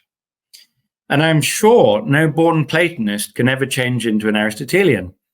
They are the two classes of men beside which it is next to impossible to conceive of a third. So the point is, this is an orientation towards the world. It's something which precedes and transcends, the actual process of syllogistic reasoning and rational substantiation. He says Aristotle never could get to understand what Plato meant by an idea. With Plato, ideas are constitutive in themselves. So in broad Aristotelianism, we are basically blank slates. All knowledge comes from the senses. As the scholastic dictum states following Aristotle, there's nothing in the intellect that was not first in the senses. So it's an abstractionist account. And basically what that means is rationality and rational principles, although it's very good, it's how we arrive at the truth, it has a very ambiguous ontological status, because basically rational entities, abstract concepts and so forth that we need in order to do the sciences, are ontologically parasitic upon the sensible world, right, for Aristotle. So, Aristotle never could get to understand what Plato meant by an idea. Now, if you make those series of methodological assumptions, Plato sounds a little bit silly. It's like, look, the idea is already here. I just abstracted it from this table. It's now a unified table. I've got the universal of table. Here's a table, and there's a table, and there's another table. Why do we need another celestial table? That just sounds like this reduplication for no particular reason of the table which we've already got the concept of. And so, but this is, from this perspective, which I happen to also thoroughly agree with, which you find in Coleridge, you find in Findlay, and you find in others, those who hold that Aristotle really didn't understand what Plato was talking about. It's just interesting. I spoke to people recently who, even young Muslims who are so imbued with STEM research, in academia, studying computers and so on. They find it very hard. They are Aristotelian in approach, very much so. and they find it hard to understand what Plato meant, actually. So it seems to be almost a kind of mental condition, an orientation to knowledge. So we see this kind of bifurcation again between certain kinds of knowledge, Aristotelian knowledge, and other kinds of knowledge found in Plato's realm as well. But often people can't understand the language of the other, actually. Oh, yeah. No, thank you very much. I mean, Plato is basically, what is he saying then? Plato is basically saying this phenomenal world depends upon a spiritual world. It presupposes a spiritual world. There has to be a spiritual world underlying this phenomenal world. And the most fundamental philosophical reason he gives, there's lots of reasons, the most fundamental philosophical reason is the problem of the one over the many. So I might say, as an Aristotelian, I get my concept of human being, of man, as the universal from Paul, and then from there's Hasan sitting there as well, and then there's Abdurrahman and Henry and Rahman, Malika, and all these. They're all, and this concept is true of all of them. So I'm getting this universal concept from each of them, and it applies to all of them. What the Platonists would say is, what is the origin of that intelligibility, of that meaning, of that one over the many? Is it Hasan? Is that where it comes from? No, it's not from Hasan. Is it Paul? Is that where human nature comes from? No, it's not Paul. Is it Rahma? Is it this other instantiation? Is it this other? And what one realizes is, if we say, as the Aristotelian says, all reality is particular and individual, that's all that exists, then the question becomes, how and why did these individuals of this particular species emerge as individuals of this particular species, of this particular nature, of this particular form, given that none of these instances of the form, none of these instantiations of the form can itself be looked to for an explanation of the distinct metaphysical reality of this form in itself, right? So no particular instantiation explains why there is that essence in the first place. And in principle, on Aristotelianism, if all of the individuals from a particular species happen to be wiped out completely, that essence itself would have been wiped out completely, which again raises the question of, well, would it be able to emerge into existence again? And the answer is no, because there's no metaphysical spiritual backdrop where intelligibility and essence is inhere transcendently, which would provide the ontological ground for the emergence of an individual from particular. So it's the idea that there has to be a spiritual realm underlying the sensible realm, that the sensible realm is actually dependent in every possible way on a spiritual realm of which it is merely a reflection. So Coleridge says, Aristotle was and still is the sovereign lord of the understanding, the faculty judging by the senses. He was a conceptualist and never could raise himself into that higher state which was natural to Plato and has been so to others, in which the understanding is distinctly contemplated and, as it were, looked down upon from the throne of actual ideas or living inborn essential truths. So the idea that ideas are constitutive means the ideas are transcendent. They actually create the individuals, right? They're constitutive of the individuals. They're prior to them. It's not that somehow the individual is just this given, this world of individuals is just there. It's just a fact. And we're just, taking little universal ideas from them somehow. Mm-hmm. So again, this goes back to, what is Platonism? We're talking about something very broad and profound, which actually has nothing to do with Plato himself. In fact, in the Platonic tradition themselves, they wouldn't say Plato came up with all this stuff. They'd say he's continuous with a tradition going back to Pythagoras, going back to other figures. And then in Islamic tradition, we'd say Plato is just one person in a chain going back, in fact, ultimately to the prophet Idris alayhi salam. Look, I'm not saying that's true because I have no way of verifying it. But what I can say is absolutely true is this is a very widespread conception in the Islamic tradition that these philosophers, including Aristotle, in fact, to be fair to him, Socrates, Plato, and Aristotle, they are muwahidun, they're monotheists, and they are, in some sense, to some degree, drawing on this fabric, this kind of this existing depository in the environment of revealed prophetic wisdom. What they would say in Arabic is the baqaya of the ulum of the anbiya, the kind of remnants of the prophetic knowledges, sciences. So these are very, very widespread, and I would say, without exaggeration, really a standard view in our tradition. So, and for example, go and look at al-Milal wal-Nahl, you'll find them described very straightforwardly as monotheists. So, in understanding what we mean, this kind of very, very broad methodological split between Plato and Aristotle, the extraordinary consequences this has for the development of very, very different views of the world, I would argue, in the Christian world, ultimately leads to these 5 bifurcations, and the Muslim world doesn't. And again, it's not only dictated by your revelation. Sure, the problems of your purported revelation, the problems of the Trinity and the Incarnation are very, very instrumental in what goes wrong in Christian civilization. But it's not the only thing. It's also that natural metaphysical orientation that one has, which, as I said at the beginning, is the simple consequence of the fact that you are a knowing subject with a certain type of intelligibility, faced with the object, and what is the relation between the two? Do they match on to one another, and so on? So Paul Tillich is a very interesting writer, by the way. Has distinguished between the ontological, he's a Protestant theologian, has distinguished between the ontological and the cosmological approaches in natural theology. The first, the Platonist and idealist method, approaches the divine through immediate consciousness or awareness of the transcendent ontological ground. The second, the Aristotelian or Thomistic path, tends to use evidence of the cosmos as the basis for an inference to a divine architect.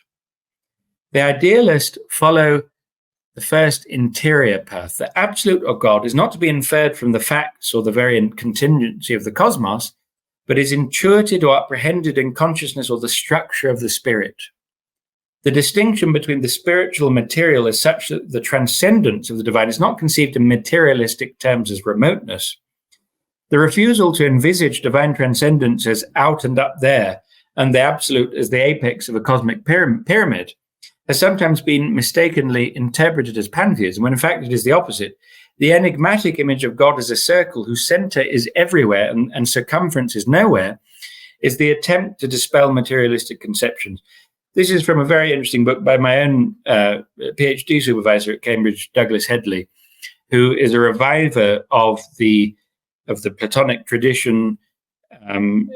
His own supervisor, incidentally, doctoral supervisor in Germany, is a man called Werner Bayerwalters, who is one of the most important proponents of Platonism as a living tradition.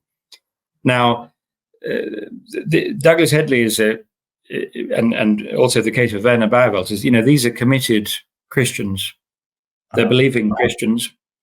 And so they're not, reviving some sort of weird Platonist paganism or something, as you do find elsewhere. They're seeing this, again, in terms of this idea that metaphysics is a natural activity, and that Platonism is a way of working out that metaphysical activity, that metaphysical orientation in terms of a methodology which is committed to the purification of the self. Not just Douglas Headley, but Coleridge himself, of course, was a convinced Christian and wrote about his faith. Absolutely, yeah, very much so. So, this idea of an interior path, again, if we then look to the revealed scripture, سنريهم آياتنا في الآفاق وفي أنفسهم حتى يتبين لهم أنه الحق أولم يكفي بربك أنه على كل شيء شهيد. Now, I should note, when I make these comparisons, I'm not saying that this is the same thing at all. That would be ridiculous. I'm saying that there's a commensurability right? There's a interesting commensurability when you talk about this ontological and cosmological approach, right? We will show them our signs on the horizons and within their own selves until it becomes clear to them that it is the truth. Okay, it's objectively, these signs in the self are going to lead you to the truth.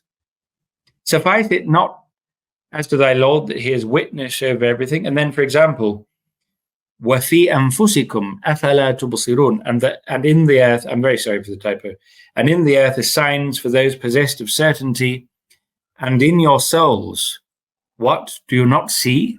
أَفَلَا تُبْصِرُونَ, right? So in the earth are signs for those possessed of certainty, and in your souls, do you not see?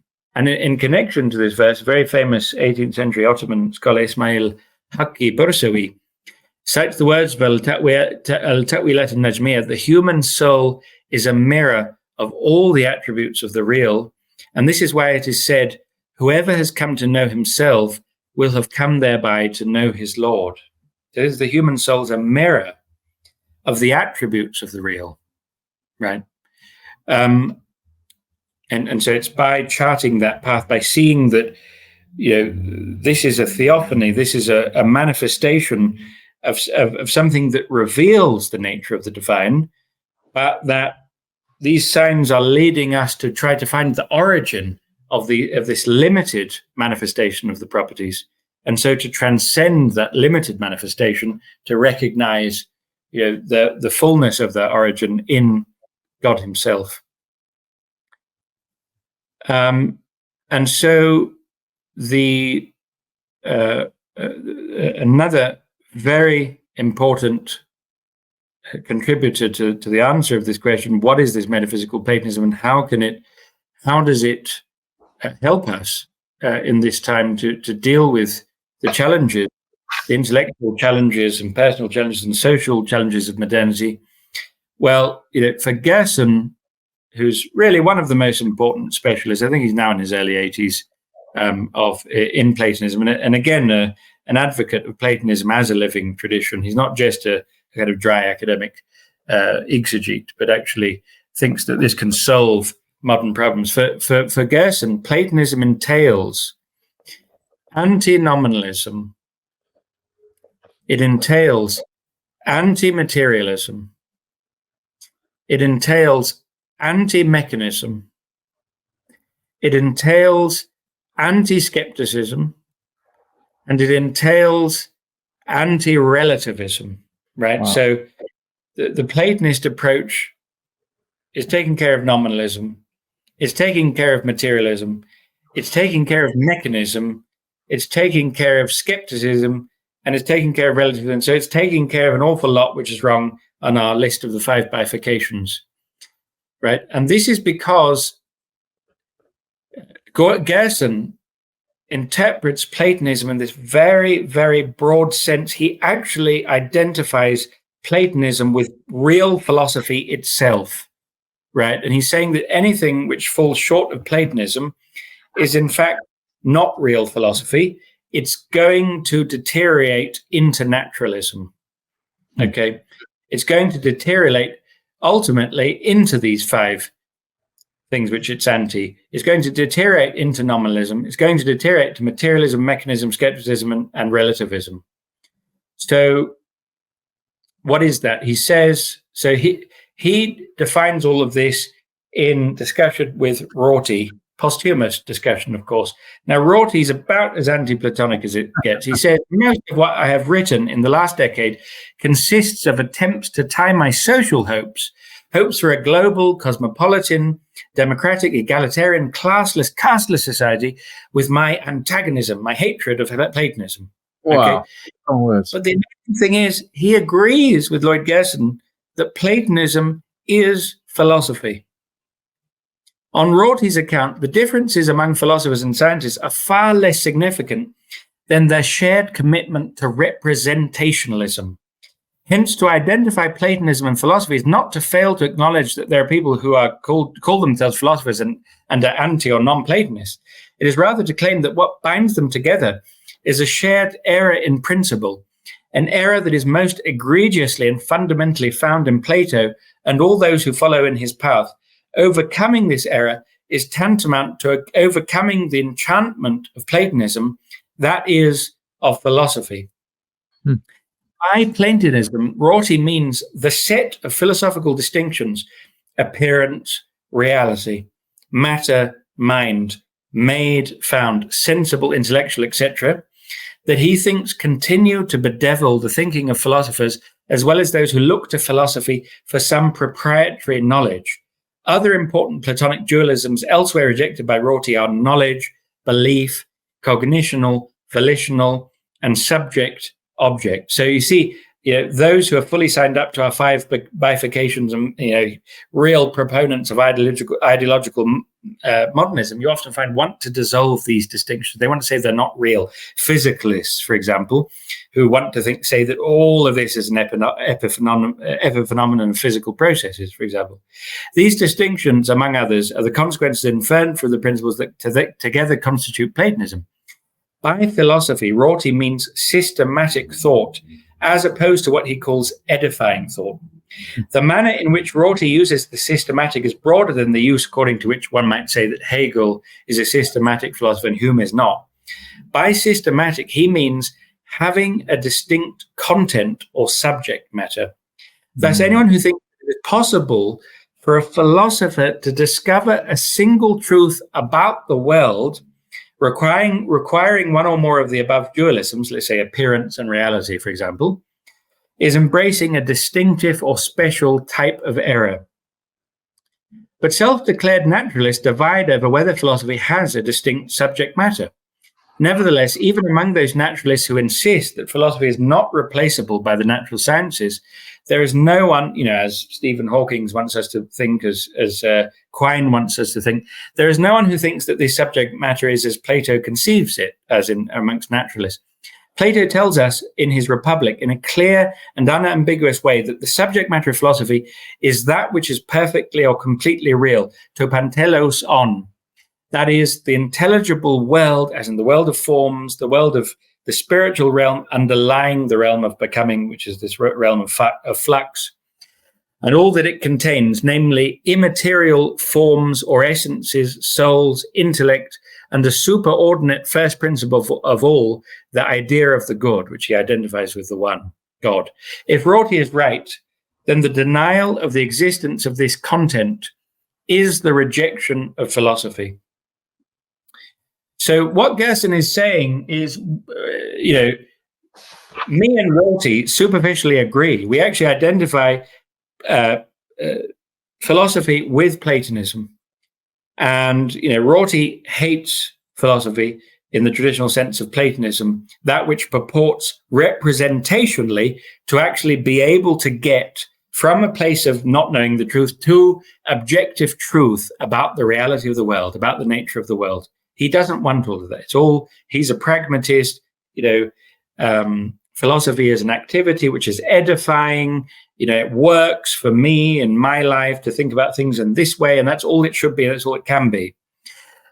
What Gerson is saying is, if the subject matter of philosophy is not the intelligible realm, as Plato says it is, to pantelos on, that which is perfectly or completely real, then it has no subject matter, in fact, at all.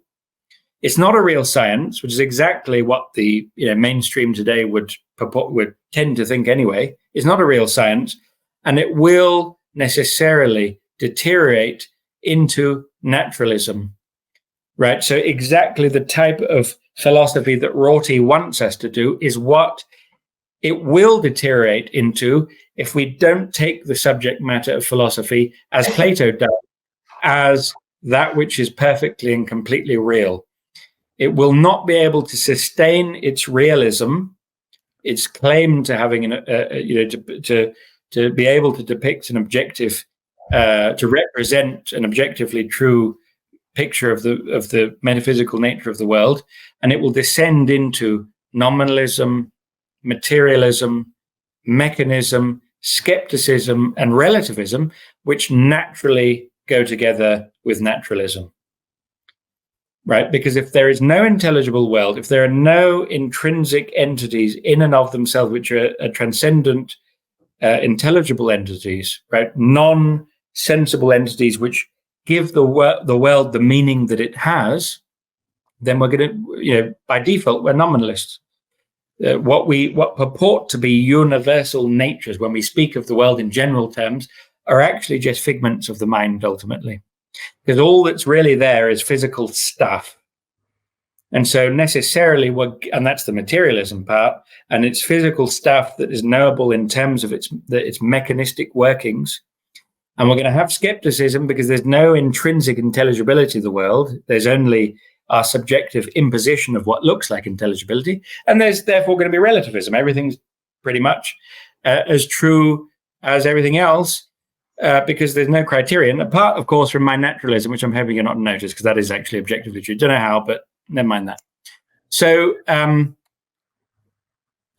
now, aside from worrying that you're getting tired, Paul, I'm also feeling immense compassion for our dear viewers. Who, thing is, they have a pause button, don't they? Exactly. They're in a different metaphysical dimension from us because they have this frozen moment in time and space where they can simply pause it. We are living in this stream of time, and so we can't pause it.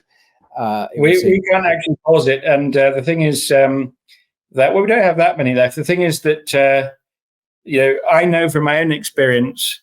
I actually watch. And I'll show you. I watch Blogging Theology on my treadmill.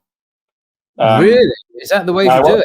Gosh. I watch Blogging Theology while I'm working out, and I know because I have lots of different Aliatai videos and other videos in my tabs that I do indeed go between them, and I've paused it for a little while and then I go back, and it might take me weeks to watch the whole thing, but I do get through it eventually on the treadmill. So however you watch Blogging Theology, whether it's on the treadmill or while doing the washing up, or sitting with the family, or even just on your own watching it like you should do. I mean, like some people, I imagine. But a quick commercial break, of course, because this subject we're discussing now, Platonism and the metaphysical solutions, the crisis of modernity. If you want to really get into the meat of all this, sign up to the Blogging Theology Academy, link in the description below, where you can have live tuition. None of it's recorded, live tuition with Hasan Spiker and myself teaching early Christianity in the Bible and the historical critical method in Islam. And we're going to be opening up applications in 3 or 4 weeks' time. Obviously, it's the 12th of September now, so by middle of October, hopefully.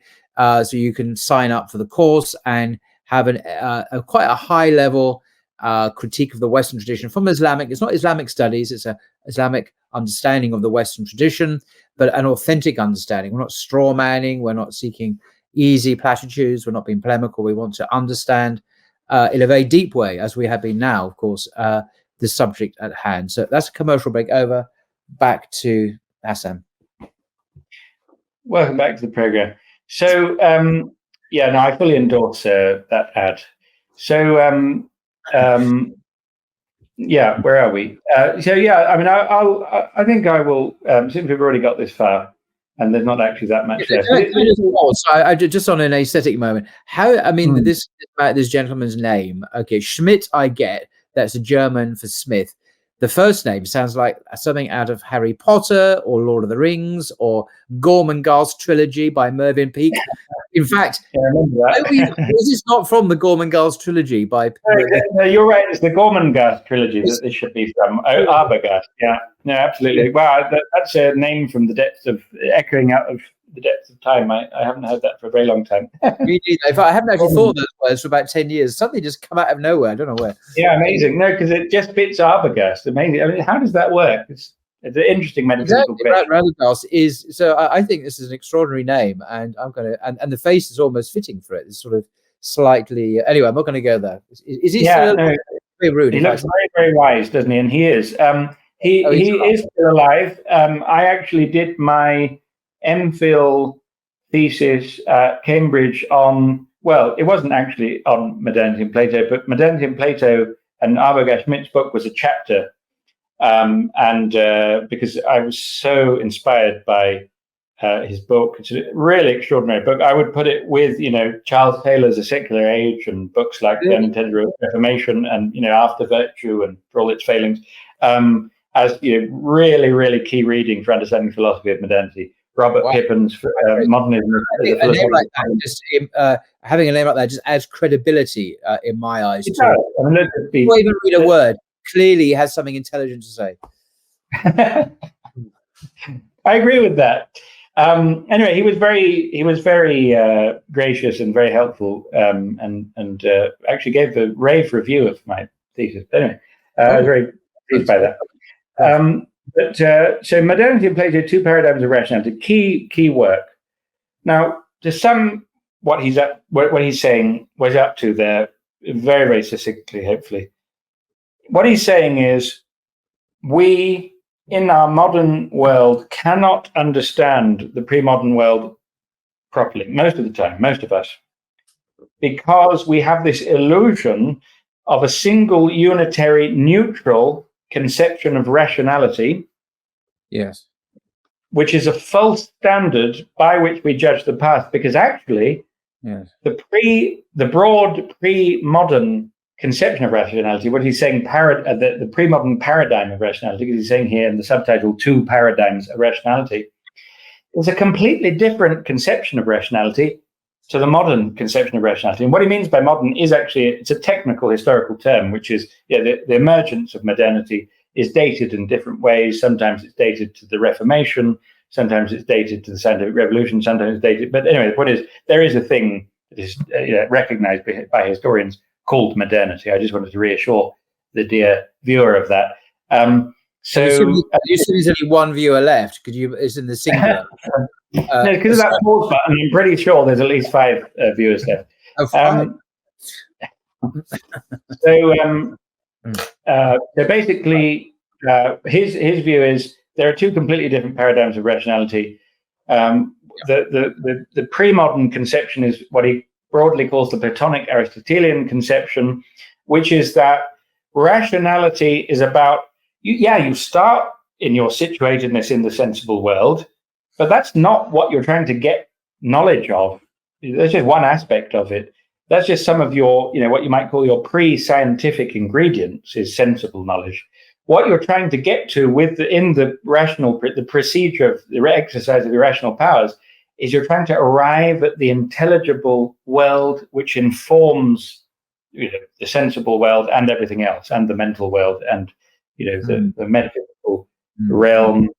If we talk about metaphysical beings, which in fact the ancient Greek philosophers incidentally did recognize. They did recognize other beings alongside human beings, which were incorporeal beings, which sounded an awful lot rather alarmingly like jinn, actually, a lot of the time. Angels. But in any case, so the rationality is about governed by the principle of non-contradiction. Is you're trying to use various rational techniques and procedures to get beyond appearances to this pristine, distinct reality of essences in themselves. Whereas he says the modern conception of rationality, which he dates to, it starts off with William of Ockham, it goes through Duns Scotus. A paradigmatic thinker is Locke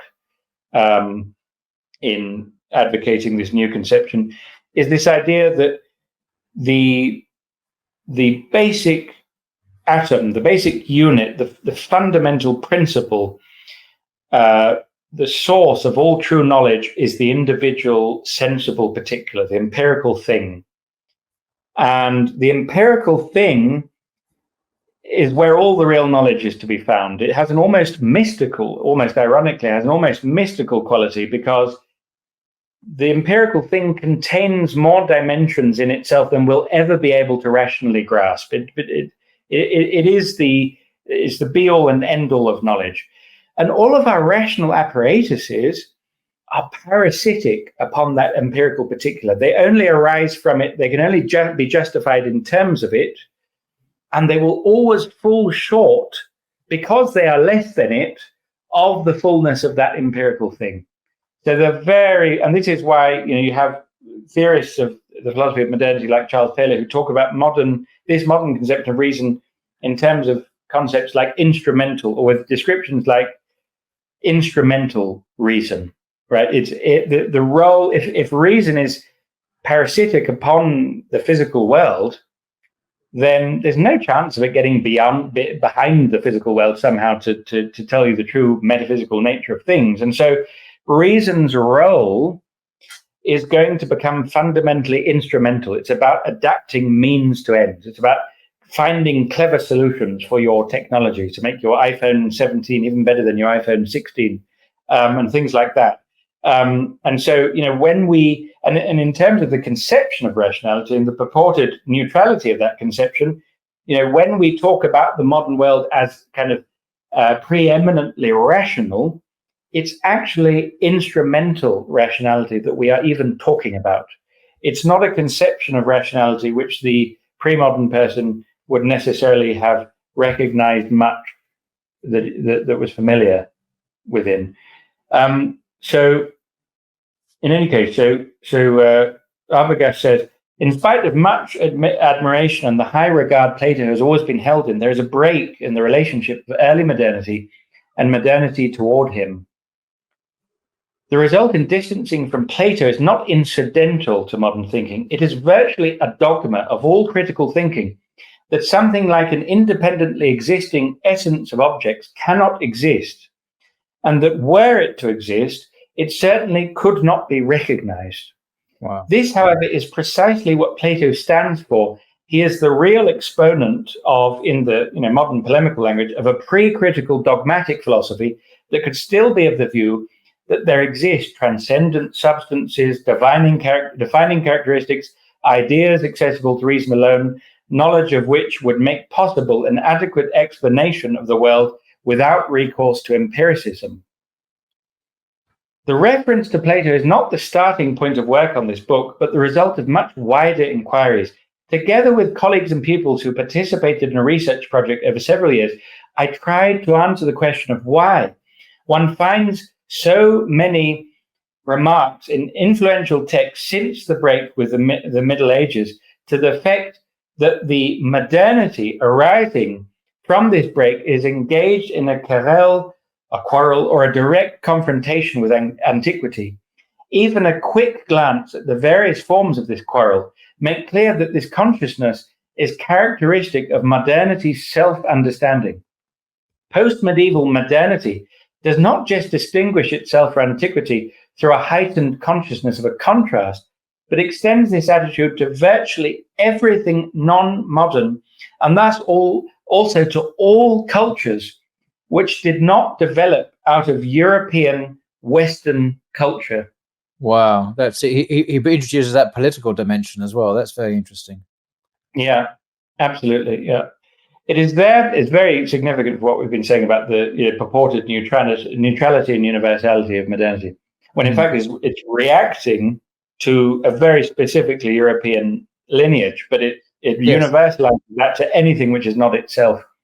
It is thereby generally immaterial whether this antithesis is hailed as an overcoming of the old through modernity, or whether it is nostalgically lamented as a loss of traditional ways of life. What is determinative for both the positive and negative evaluation is the same consciousness of a direct opposition, one that sets itself apart from antiquity or other non-modern cultures in their totality. Anyone involved in the debates taking place in current discourses in philosophy, the arts, science, politics, economics, etc., will invariably be confronted with two constants. One, there is a universal diagnosis for all areas of life that asserts that we live in a time of upheaval, of crisis, and of constantly accelerating change. That was not always the case. Two, the latest state attained at present, whether of a science, an artistic or political movement, etc., is presented as the result of a turn, of a paradigm shift, of a revolution.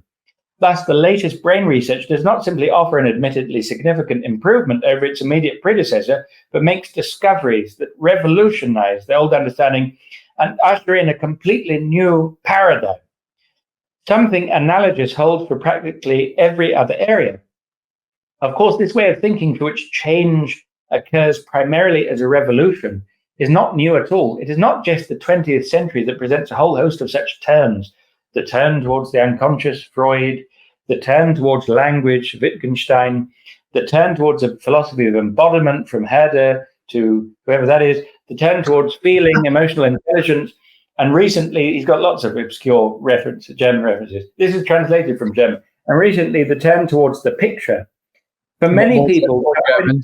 Yeah, we'll step over those. Yeah, German. Apart from Darwin manages not to be German, he probably is secretly German. For many people, Darwin's specific achievement too can only be described in terms of a revolutionary turn from a static and dogmatic explanation of life to seeing life as a historical evolution or development. Kant another German, already made the same claim of himself, and thereby gave the paradigm for all these turns its name, and names Hans Blumenberg used to characterize modernity as a whole. The Copernican turn, also German. That is a critic of pure reason, by the way. That is for certain the beginning of critic of pure reason. He says that his critical philosophy is a Copernican revolution. Yeah, exactly. Yeah. Indeed, such a sense of revolution. Such a sense of revolution can be found accompanying virtually all processes of change since early modernity up to the most recent present. Why does one so frequently encounter the consciousness throughout this roughly 700-year phase of modernity, in contrast to practically all other historical eras prior to it, that the modern, could only be achieved through a decisive turning away from the old, that is, through its destruction or overcoming? This is what is unique about European modernity, and then the impact of colonialism and its attitude towards traditional civilizations. They need to be wiped away. They're not modern. They're not, This is the question the research project posed. I shall present the main conclusions of this project in this book. The basic question I shall take up is, why is the claim to representing a modern stage of development found in many texts from the 14th to the 20th century linked to a consciousness of having transcended the non-modern past in a revolutionary turn, with the result that the consciousness of modernity is nearly always linked to the consciousness of a break in tradition? The past seems to be obsolete, and this is what we're trained to think in our mainstream schools and so on. The past seems to be obsolete in a way that a direct engagement in terms of the matter itself no longer seems possible. The past contains much that is of interest and worth experiencing, but it seems that it can no longer be considered relevant for solving current modern problems. A critical discussion of this loss of history in modernity that goes beyond merely nostalgic lamentation has not really been attempted to date. The turn of thinking onto itself, that is, the conviction of having laid the foundation for sovereign human self-determination through a revolutionary break with the Middle Ages and its dependence on antiquity, proves to be the central upheaval of which virtually all further turns in modernity are derivations and variations. This is where Kant is so crucial. No, but also this turn of thinking onto oneself, the conviction of having laid the foundations for sovereign human self-determination.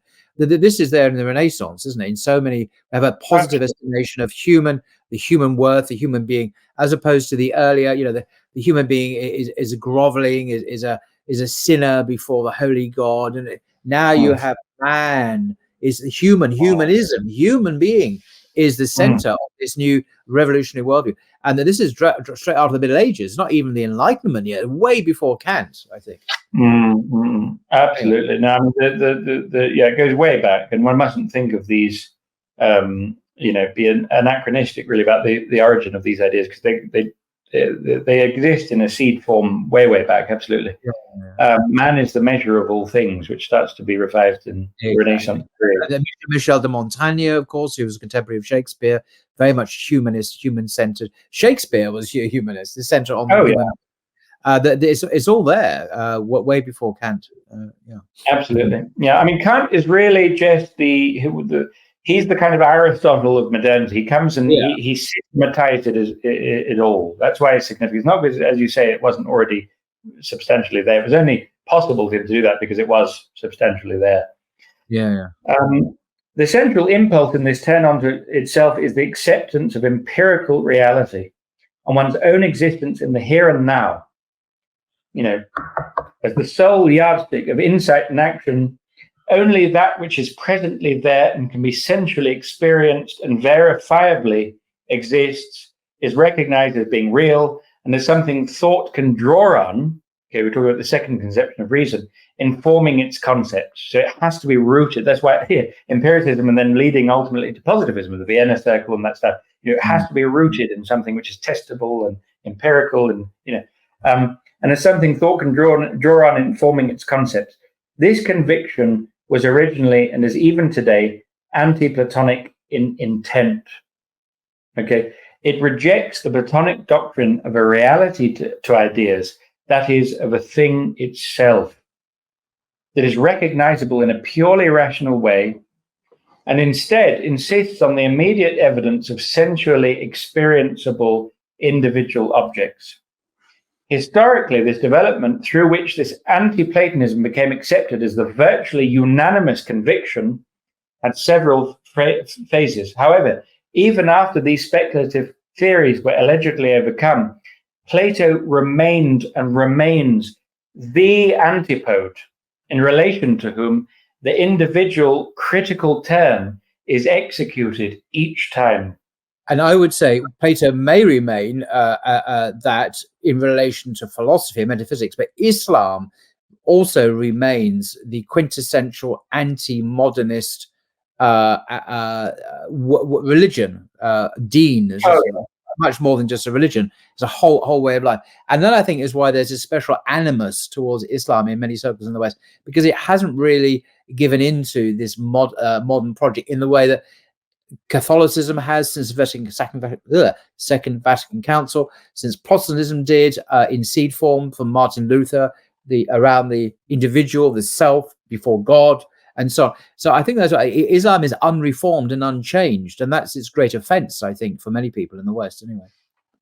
Absolutely. It's a very, very crucial and central point. And what is also interesting and highly relevant to our context is that, I mean, what we're discussing is that Aristotelianism and the ascendancy, the ultimate ascendancy as the Middle Ages unfolded of Aristotelianism is what led very arguably, and I could talk for hours about that, and one can read hundreds of much more learned pages than me talking for hours on this, that make this claim that it ultimately led to the emergence of modernity. The breakdown of that Aristotelian account of the world is what led to the emergence of modernity. And what actually takes place at the same time in the Islamic world is a decline in an Aristotelian, the dominance of an Aristotelian framework, and the ascendancy of a Platonic framework, in this broad sense of Platonic that we're talking about, of course, which is a broad methodological approach. And it's very interesting, the rehabilitation is probably not the word, but anyway, the rehabilitation, let's say, of Plato in the 13th and 14th centuries, in the three most important thinkers. There's not really any competition, to be frank. The three most important thinkers of the 13th century, Ibn Arabi, and by important I mean influential, it's not really a value judgment, Ibn Arabi, Suhrawardi, and Fakhruddin Arazi. Okay, Fakhruddin Arazi is absolutely the most important in Ilm al-Kalam. Suhrawardi revives, well, it's very difficult to say precisely what he did. None of the words really work very well, but he certainly founded the Platonic school of Islamic philosophy. Again, I don't think he founded it. He didn't think he founded it, and so you might say he revived it, but a lot of modern scholars would consider that he founded it. Anyway, whatever. And then the third is Ibn Arabi, who is the mystical, metaphysical Sufi par excellence, the mystical philosopher. That is really not an adequate term, but anyway, Ibn Arabi. He's Ghaniyun ala Ta'rif. He doesn't really need to be defined because he's so well known. So they all three of them have this very, very glowing appraisal of Plato. This prioritization of Plato as a figure. In the case of Razi, it's not that well known. It's not that well known that in one of his most important later Kalam works, Al-Mulakhas, he explicitly affirms the existence of Platonic forms as the ultimate, the best possible explanation for all of these intellectual puzzles. And he explicitly says, this is my position. In his Matalib al-Aliyah, which is his last Kalam work, and Peter Adamson has written several articles about this, he explicitly adopts, and I say explicitly because he says it's Platonic, and he says it's my position, a Platonic conception of space and time. Then you have in the case, and so he calls Plato al-Imam Aflatun, Imam Plato.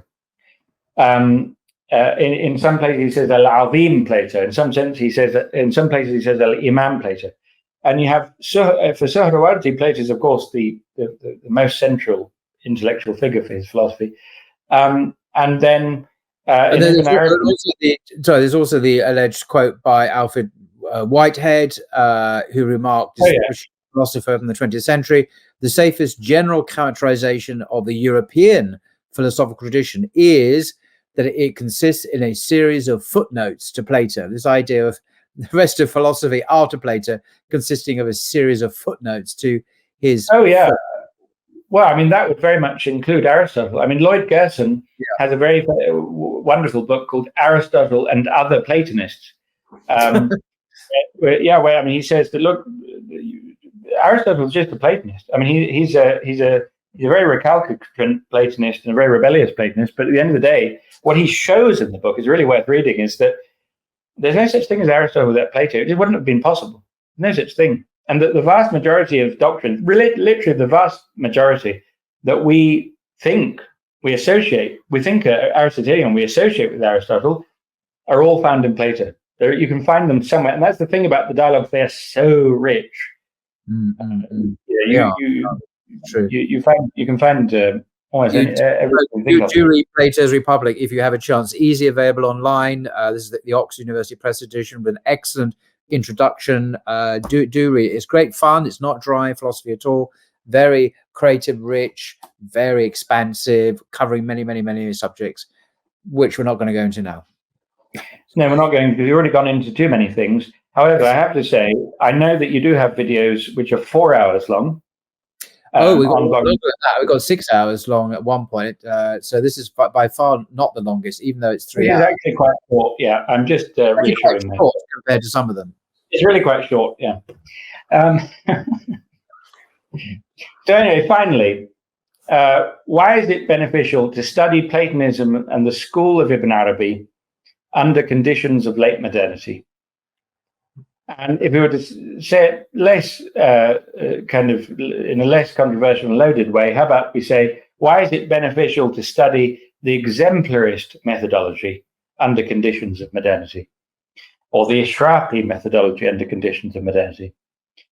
Well, my first reason is, in a time of personal and societal fragmentation, exemplarism provides an integrative account of the relationship between the knowing subject and extramental being in terms of an epistemological holism. So it's saying senses are important, empiricists. Reason is important, rationalists. Revelation is the most important, fideists.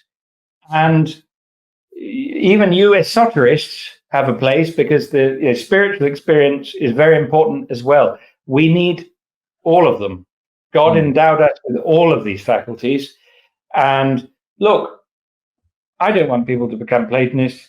I don't want people to become Akbarians. I don't want people to become anything in particular. I want them to be Muslims. I want us to be Muslims. That, ikhtilafu ummati rahmah.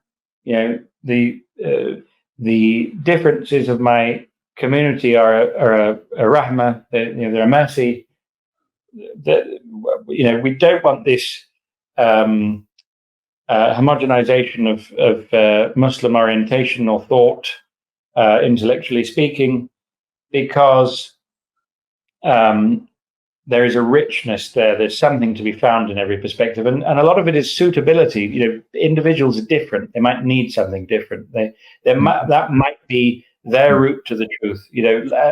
A saying which describes the Prophet ﷺ, but it's not a hadith; it's a tradition.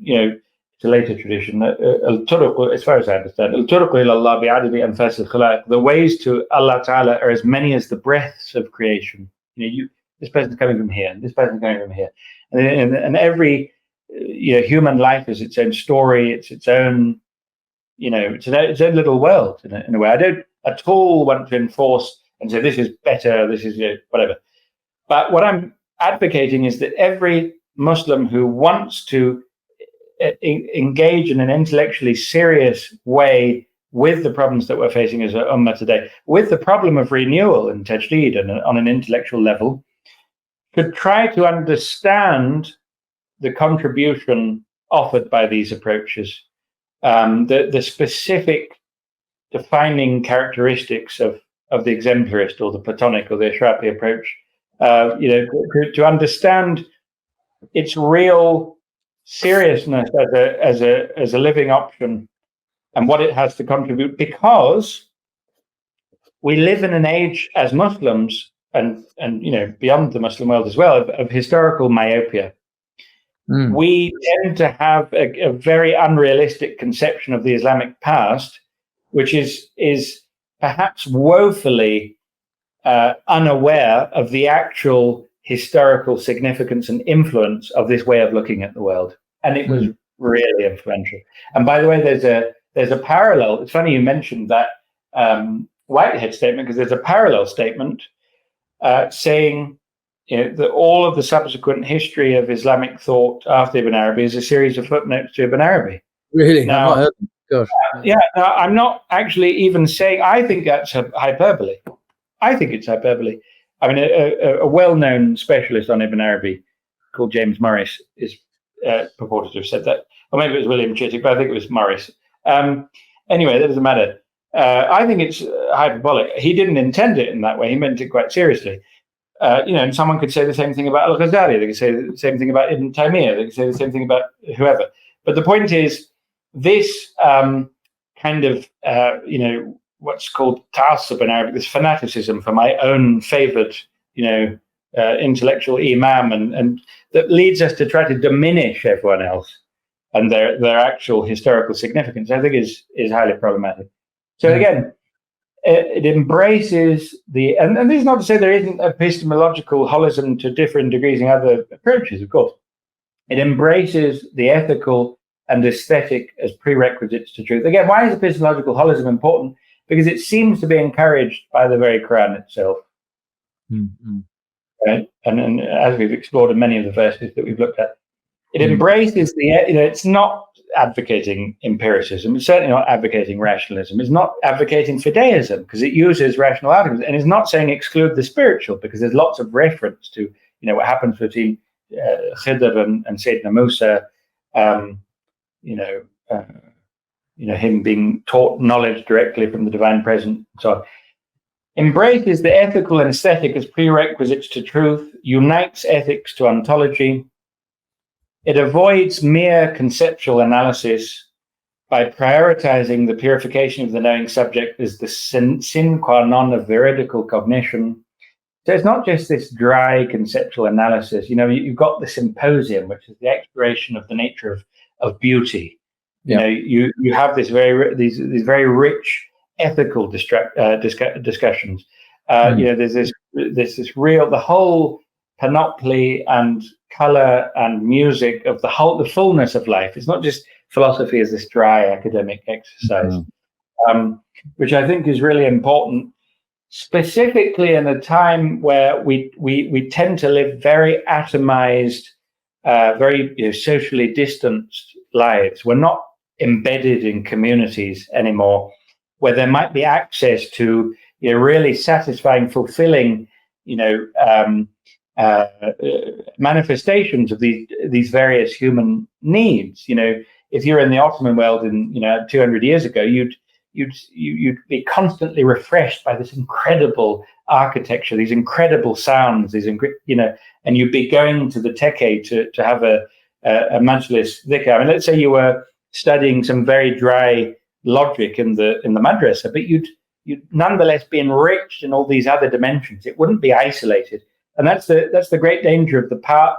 As Ahmed Paul Keeler talks about, trying to claim the whole. We say, no, Islam is just ilm al-kalam. It's just, well, you're not embedded in what he also calls, incidentally, Amakila, this holistic environment of the fullness, aesthetic, and the opportunities for ethical interactions and the spiritual upliftment and so forth of a traditional Islamic society. And that's why it's all the more important that we have access to this kind of holistic account of the world.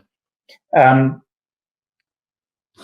it also provides the only credible way to get the traditional conception of metaphysics off the ground in light of modern subjectivist critiques.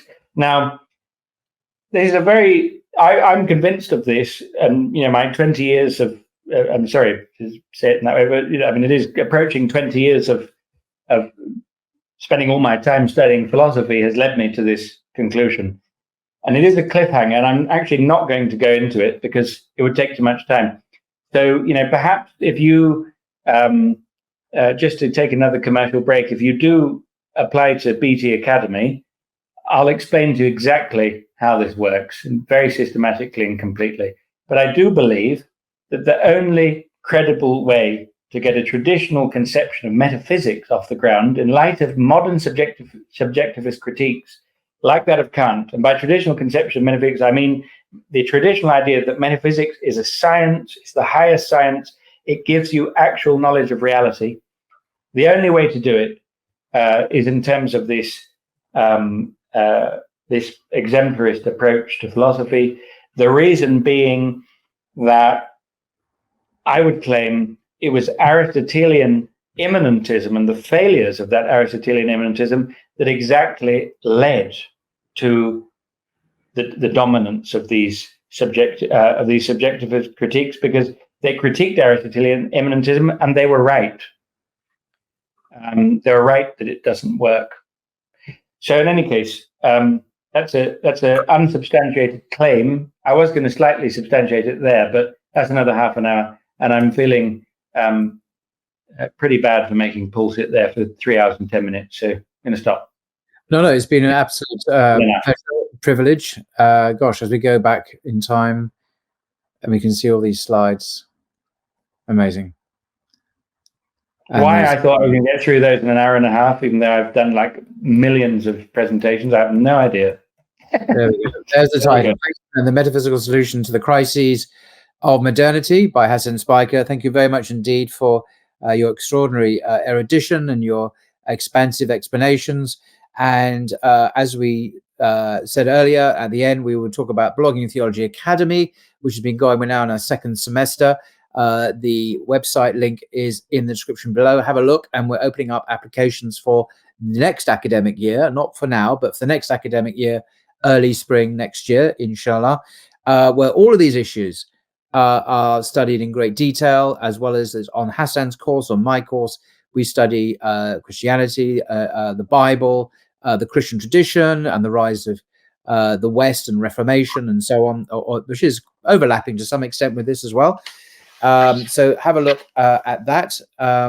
And Hasan and I are the lead instructors on that. We have other people, notable scholars on the faculty who are academics, and you can click on the faculty page on the website to see who they are. So that's my brief commercial. Absolutely. Yeah, thank you very much. And may I just add, we're opening applications mid-October.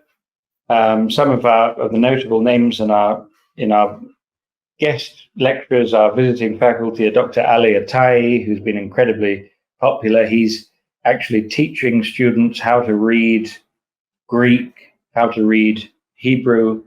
You'll learn traditional logic from me and modern logic. And the overall idea is that we want to create, at least set you on the path to becoming a real practitioner in philosophy and theology, not someone who's just cultured and has a good kind of erudition when it comes to a bit of reading in philosophy and theology, but a philosopher and a theologian. And so it's really quite a special course, and I very, very much encourage you to look into it further. But anyway, we've both done our advertising break now, and I think we both need to take a break. We'll have a break, and thank you very much again, Hasan. If anyone's left watching, I'm sure there are people on their treadmills, as you say, or having their lunch. What else did you say? Or out walking, doing the laundry, doing their ironing. Another favourite one. But working out in the gym is surprisingly popular. I'm watching BT broadcasts, so I hope your workout has been worth it, both intellectually, of course, and physically. So until next time, thank you very much, everyone. Until next time, goodbye. And welcome to Hasan. Thank you. Bye-bye. Thank you.